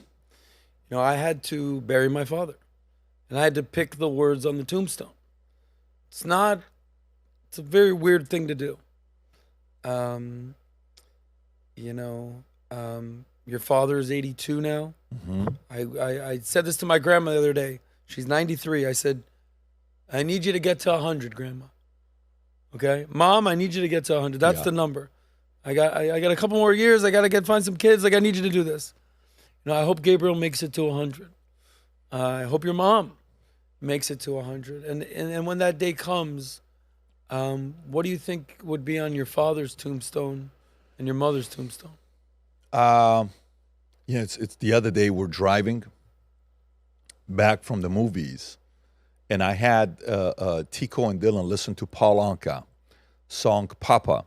Oh, yeah. And I told him, I said, this, every time I listen to this, I said, I listened to this song a couple thousand times. I think about your grandpa every time I listen to it. So I play it and with the lyrics, because you have to read the lyrics, right? And you see these guys are like super emotional at the end of the song. And one time I was driving, Paul Anka. Yeah, one time I'm driving to Dallas to buy my Ducati bike. And on the way there, I'm thinking about my dad. And while I'm on the way there, I pull over the car. So I'm like, I'm a mess. I was crying. Yeah. Straight up. Yeah, for sure. And you know what I did? Here's the words right here. Yeah. Every day my papa would work to help make ends meet, to see that we would eat, keep those shoes upon my feet. Every night my papa would take and tuck me in my bed, kiss me on my head after all my prayers were said. Growing up with him was easy. Time just flew on by. The years began to fly. He aged, and so did I. I could tell that mama wasn't well. Papa knew, and deep down, so did she. So did she. When she died, Papa broke down and cried. All he said was, God, why not take me? Every night he sat there sleeping in his walking chair. He never went upstairs, all because she wasn't there. Then one day my papa said, son, I'm proud the way you've grown. Make it on your own. Oh, I'll be okay alone. Every time I kiss my children, Papa's words ring true. Your children live through you. They'll grow and leave you too. I remember every word my papa used to say. I live that every day. He taught me well that way. Every night my papa would take me and tuck me in my bed, kiss me on my head. Every night, and that's the song, right? What a powerful song it is, right? And that's my dad. So that song is describing, my dad. But on the way, I wrote my dad's eulogy. Let me tell you the date. When did I write this eulogy? It's 4.5 years ago when I wrote the eulogy, okay, for that. I wrote the story. So right when COVID was getting started. It was like, Jeez, 10/10/2020. 10/10/2020 is 8 days before my birthday. Yeah. Almost 4 years ago. Yeah, my biggest fear when I was in the Army was for him to die without my kids meeting him. So the fact that we had kids and now they got a close relationship with them, and they are so close, and he met them all because Jen is done.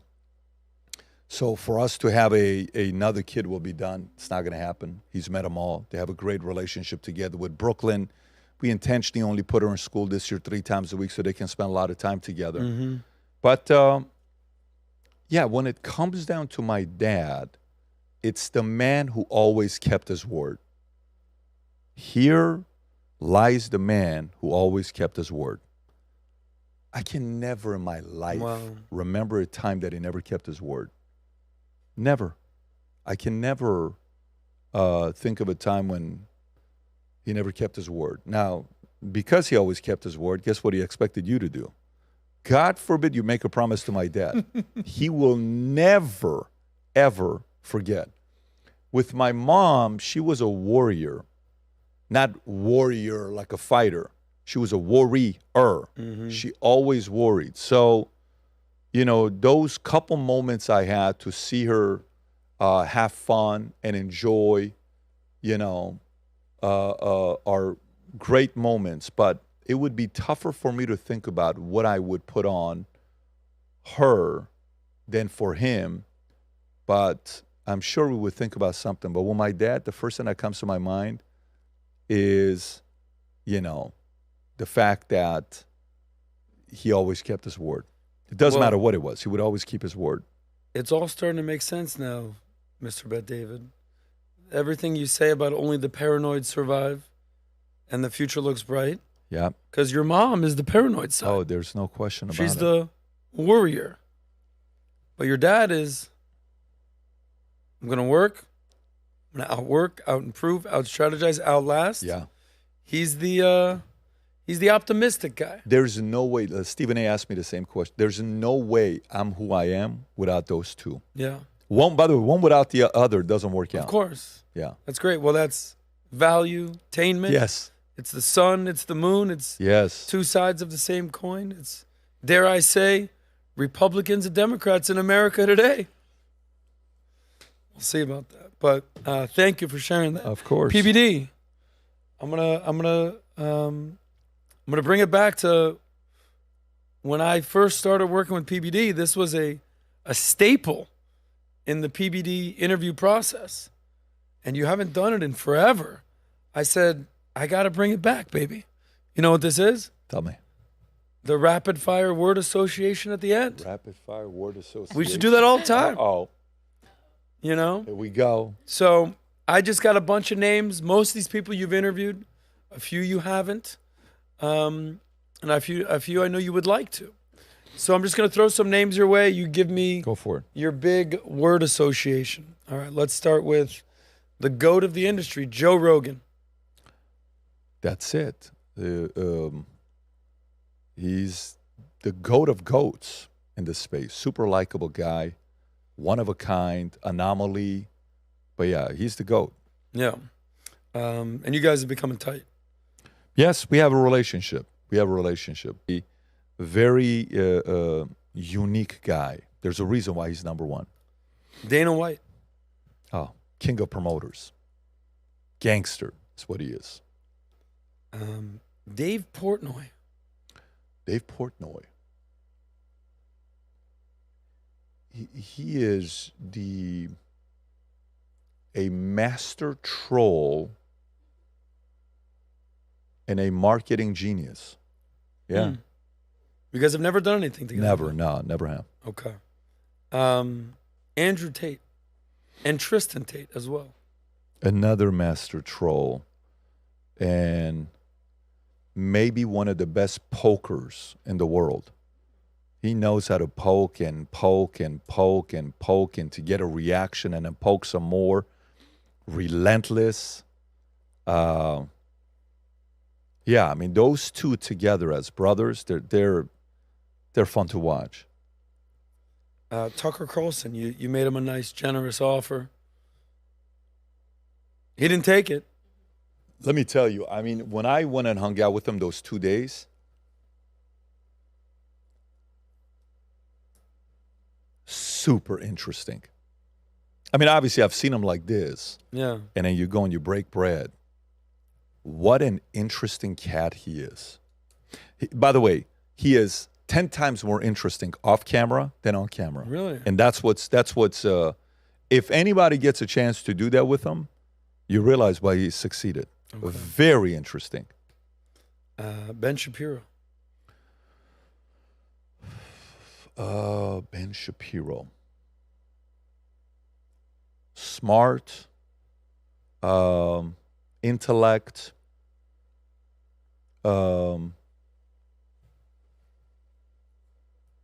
smart, intellect, loyal to his Jewish community. Candace Owens. Once in a lifetime talent, bold, fearless, super curious. She's not going to stop. Gotcha. Vivek. Oh, he's a triathlete amongst triathletes. You tell me who you have that has made his own billions, created his own media empire, essentially. He went from 0 to 2 million followers faster than anybody else as candidates. Nobody answers better than he does. It's as if this guy is the first Neuralink case that no one's ever told us. Except he is Neuralink. Like Vivek is Neuralink. So, yeah, he's non-duplicatable. No. He's very unique. Alex Jones.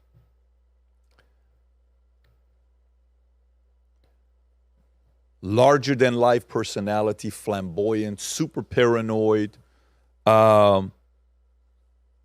patriot, misunderstood, complex personality. That's what I would say. Gotcha. Chris Cuomo. Conflicted, charming, likable, off camera.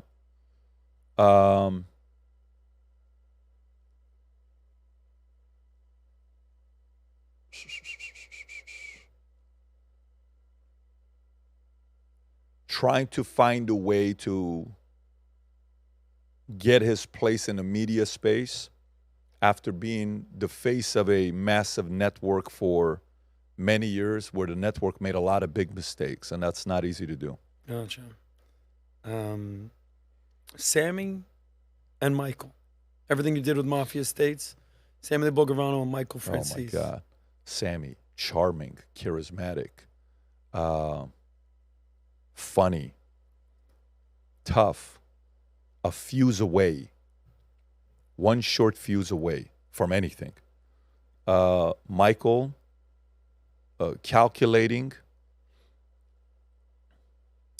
very observant, great storyteller, great communicator, very persuasive.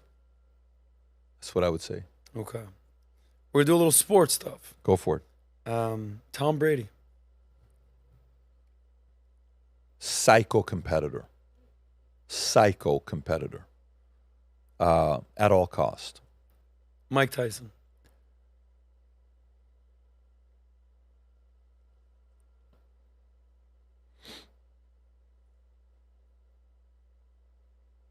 Mike Tyson. A man that's tried to find a way to control the rage and the sheer strength that God gave him. How you manage those two together.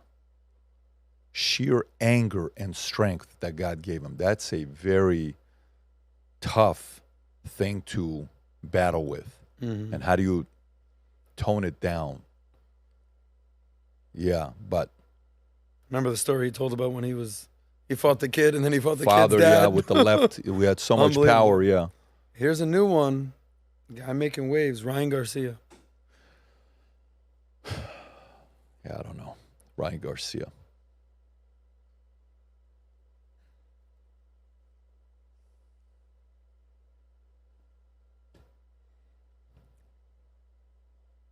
Unpredictable.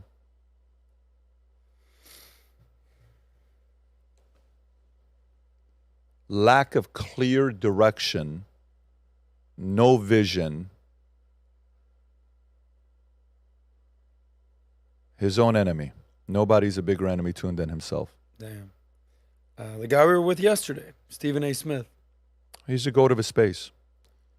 Very, very good at what he does.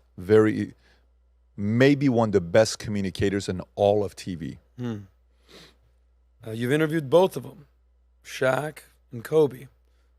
Dangerous duo right there. Shaq, man. I mean, it depends on what phase you're talking about. Today, when Shaq, I'm texting Shaq. Shaq will FaceTime. Is Dylan with you? You let me talk to Dylan. Him and Dylan will talk for a few minutes.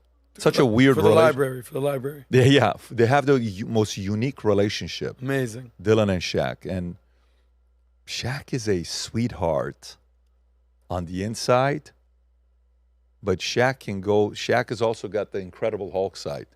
He's a total sweetheart until you cross the line. The Incredible Hulk will come out and he will kill you and destroy you. I've seen him, what he did to Alvin Robertson when he first came into the NBA. Alvin Robertson played for your team, Pistons. That was when I'm like, oh my God, I love this guy. I want him on the Lakers. He was on the Magic at the beginning. Kobe, a super detailed concentration psycho competitor. I don't think anybody mastered the art of concentration in basketball more than Kobe. Khabib. True believer. Real values and principles that you don't say anything about his dad, his family, and his faith. He's a true believer. Though you don't have to agree with him, he's a true believer. Mm-hmm. Bishop Marty. Great storyteller. Is able to call out his enemy while still loving them. It's not easy to do.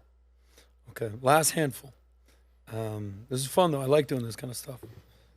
Jordan Peterson.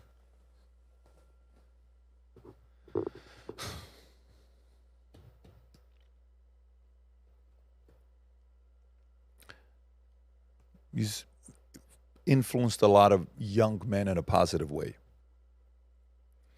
Tim Pool.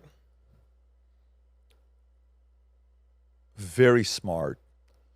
And he gives me the vibes of somebody that retains information very well. Cenk Uygur. Vinny's new best friend when they do their show. Cenk is fire, rage, and a handful of people really, really offended him in life for him to kind of have the rage that he has today. I don't know who those handful of people are. Yeah. But, yeah. Charlie Kirk. Could be a future president. Could be a future president. Good-looking guy, smart, family guy, solid faith, very good at raising money. I've seen him in a room, Turning Point USA, raise $41 million in a span of 2 hours. I'm like, what? Yeah. He has the ability to do. He's got all these skills to be a future presidential candidate. And he's young, man. And he's young. He's young. Well, speaking of young guys that could be presidents, last couple, Mr. Beast. Just getting started. He's just getting started. Literally, he's just getting started. He's only got one challenge he's going to have, but he's just getting started. What's the challenge? How do you retain your younger audience when you go on 35 and they're getting married and having kids? Yeah. You got to reinvent himself. That's right. Right. Logan Paul.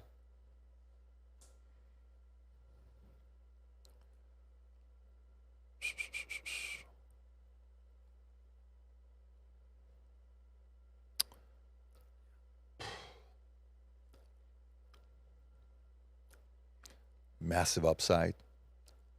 On his way to being a billionaire. At a young age has experienced a lot of tension and criticism and pressure, which can help him on the back end when his age turns to 4. He ain't even there yet. I think he's still in his late 20s. Yeah, it's crazy. He's got. His upside is he can only screw himself up. And, yeah. Andrew Schultz. I love the guy. I mean, Andrew to me is just, I love the guy. That's all I can say about him. I mean, I think he's funny as hell, but I love Andrew Schultz. Like, I can say that word comfortably. Okay. Adam Sosnick. Well, we'll go there in a sec, Nat. Thanks, Nat. I wanna... Appreciate that. Quick game, and then we'll do the home team. Okay. Wish list. There's like the Mary F. Kill. We're not going to do that. We're going to do interview, have a drink with, do nothing with. Okay. You ready? Donald Trump, Vladimir Putin, Michael Jordan. Interview, have a drink with, That's tough. nothing.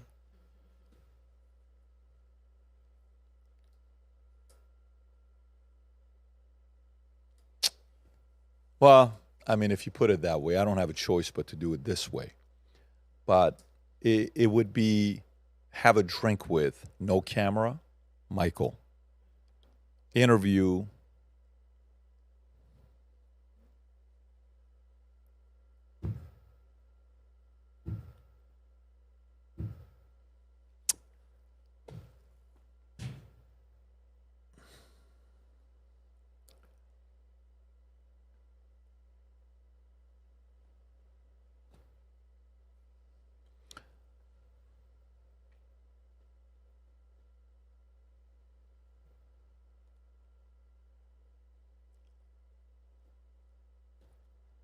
yeah, I mean, it would be Trump before Putin.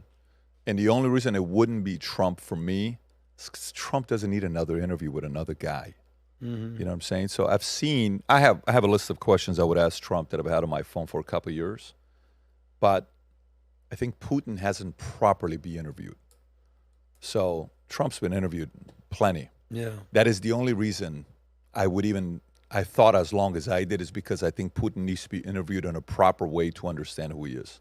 I think Tucker did a good job, but I got a set of questions that I don't think has been asked yet. I've never seen you pause so long on a question. Only reason is because I don't think Trump needs me to interview him. Yeah. It's the only reason. I hear you. Yeah. Well, I still think that should happen. Yeah. We'll see. We'll see. All right. The 4 members of the home team. Let's go. Let's start with, they say age before beauty. So, Tom Ellsworth. It's like a combination of a 12-year-old boy with a freaking crazy scientist genius brain and a sweetheart and a psycho competitor you don't want to cross. I don't know how you put that. That's Tom. I do not want to cross Tom, if you see this, Tom, this is It's all jokes. I'm okay with the princess stuff. Our favorite guy, Vinny. Vinny is just, Vinny can light up a freaking skyscraper. If you just go, Vinny, ready? Let me plug it in. Boom. Boom. Yep. That's Vinny. Vinny can light up his sincerity and charm, authenticity, likability. He's got a very high score there. Yeah, I agree. All right, Nat wanted me to ask about myself, so Adam Sosnick, PBD. There you go. Go ahead. Adam,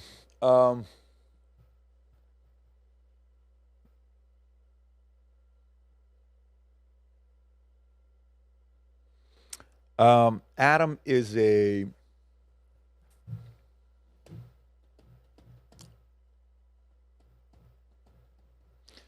talent-wise, you got the ability to find a way how to get under anybody's skin, play the position of the devil's advocate, and do it intentionally, whether you believe it or not, just to do it just for the hell of it.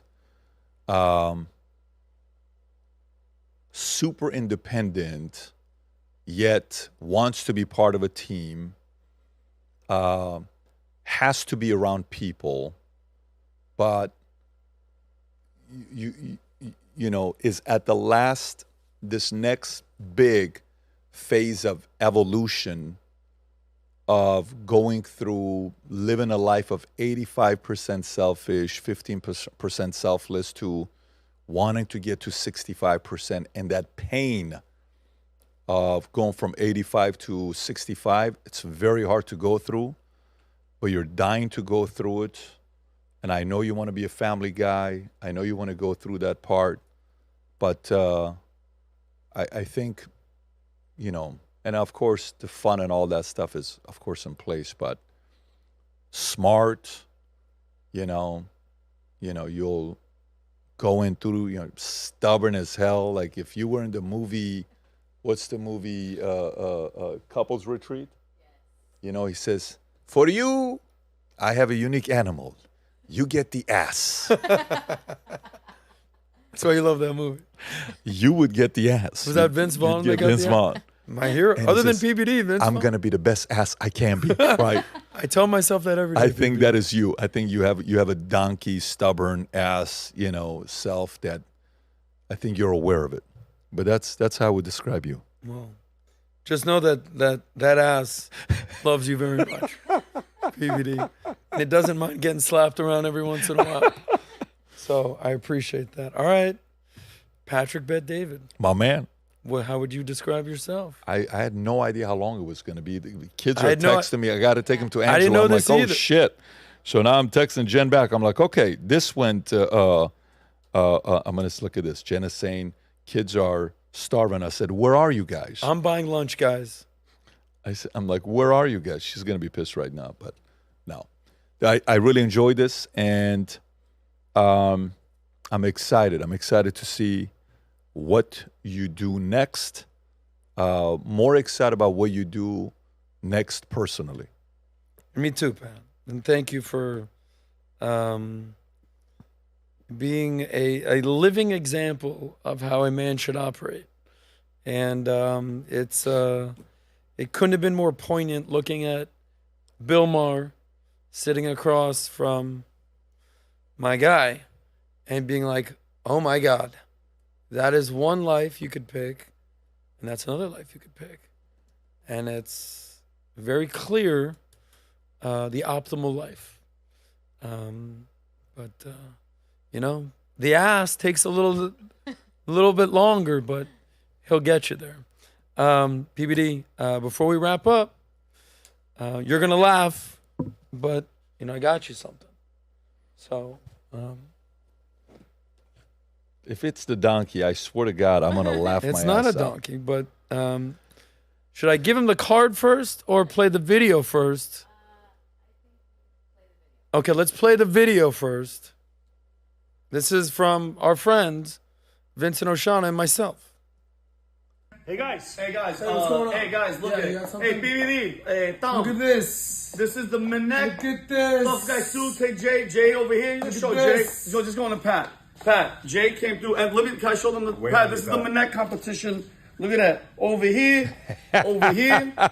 By Does it have the your name way, on it? what It has a my name on it. Look six. at that. Is that great with stripes? Yep, Mira, we do it, man. We gotta get one for PBD now. Oh, that's the green one you wear? right here. Hey, now for you. Sorry.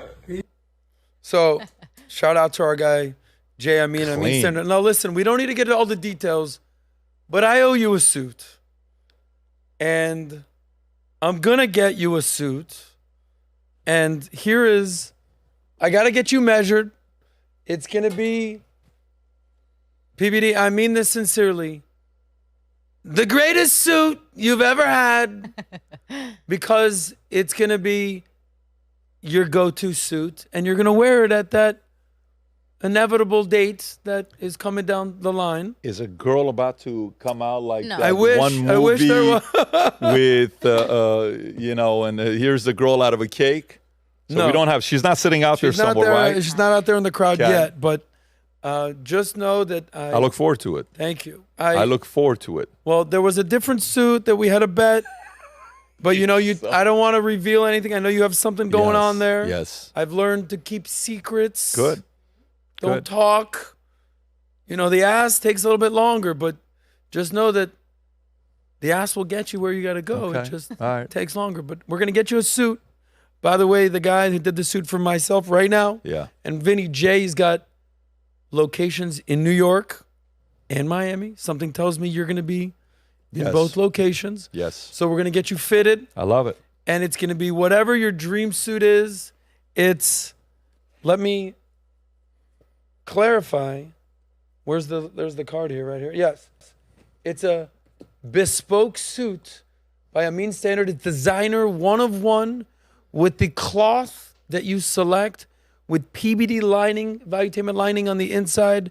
He's done work for the show The Bachelor, pro athletes. celebrities, entertainers, but he's making a one-of-one suit, whatever PBD wants. And yes, the question on your mind, I am paying for this. We're Yes. going to get you to pay for this. We're gonna get you to Folks, you have pay. to realize. Yes. We have a very unique arrangement together. Yes. Adam and I can go to a restaurant. Yes. The bill could be $5,000. Adam is gracious enough to allow me to pay for the $5,000, but Always. valet tip $20. Adam always willing to pay for it. Thank you. And by the way, life-changing arrangement, okay? Yes. And that's why they say Jews are better negotiators than Middle Easterns. Well, you know, we've learned from Bill Maher. One of us has hundreds of millions.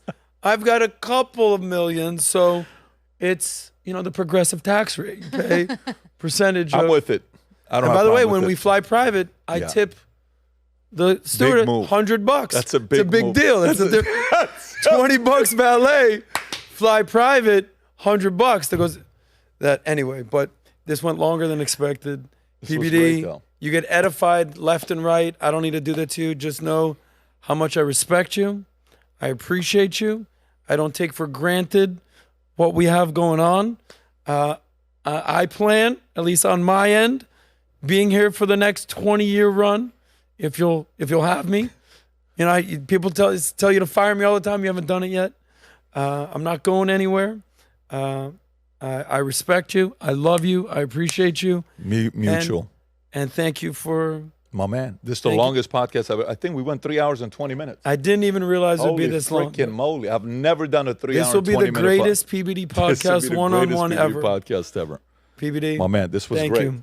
Fantastic. Appreciate you. Take care, everybody. It's the SOSCAST, baby.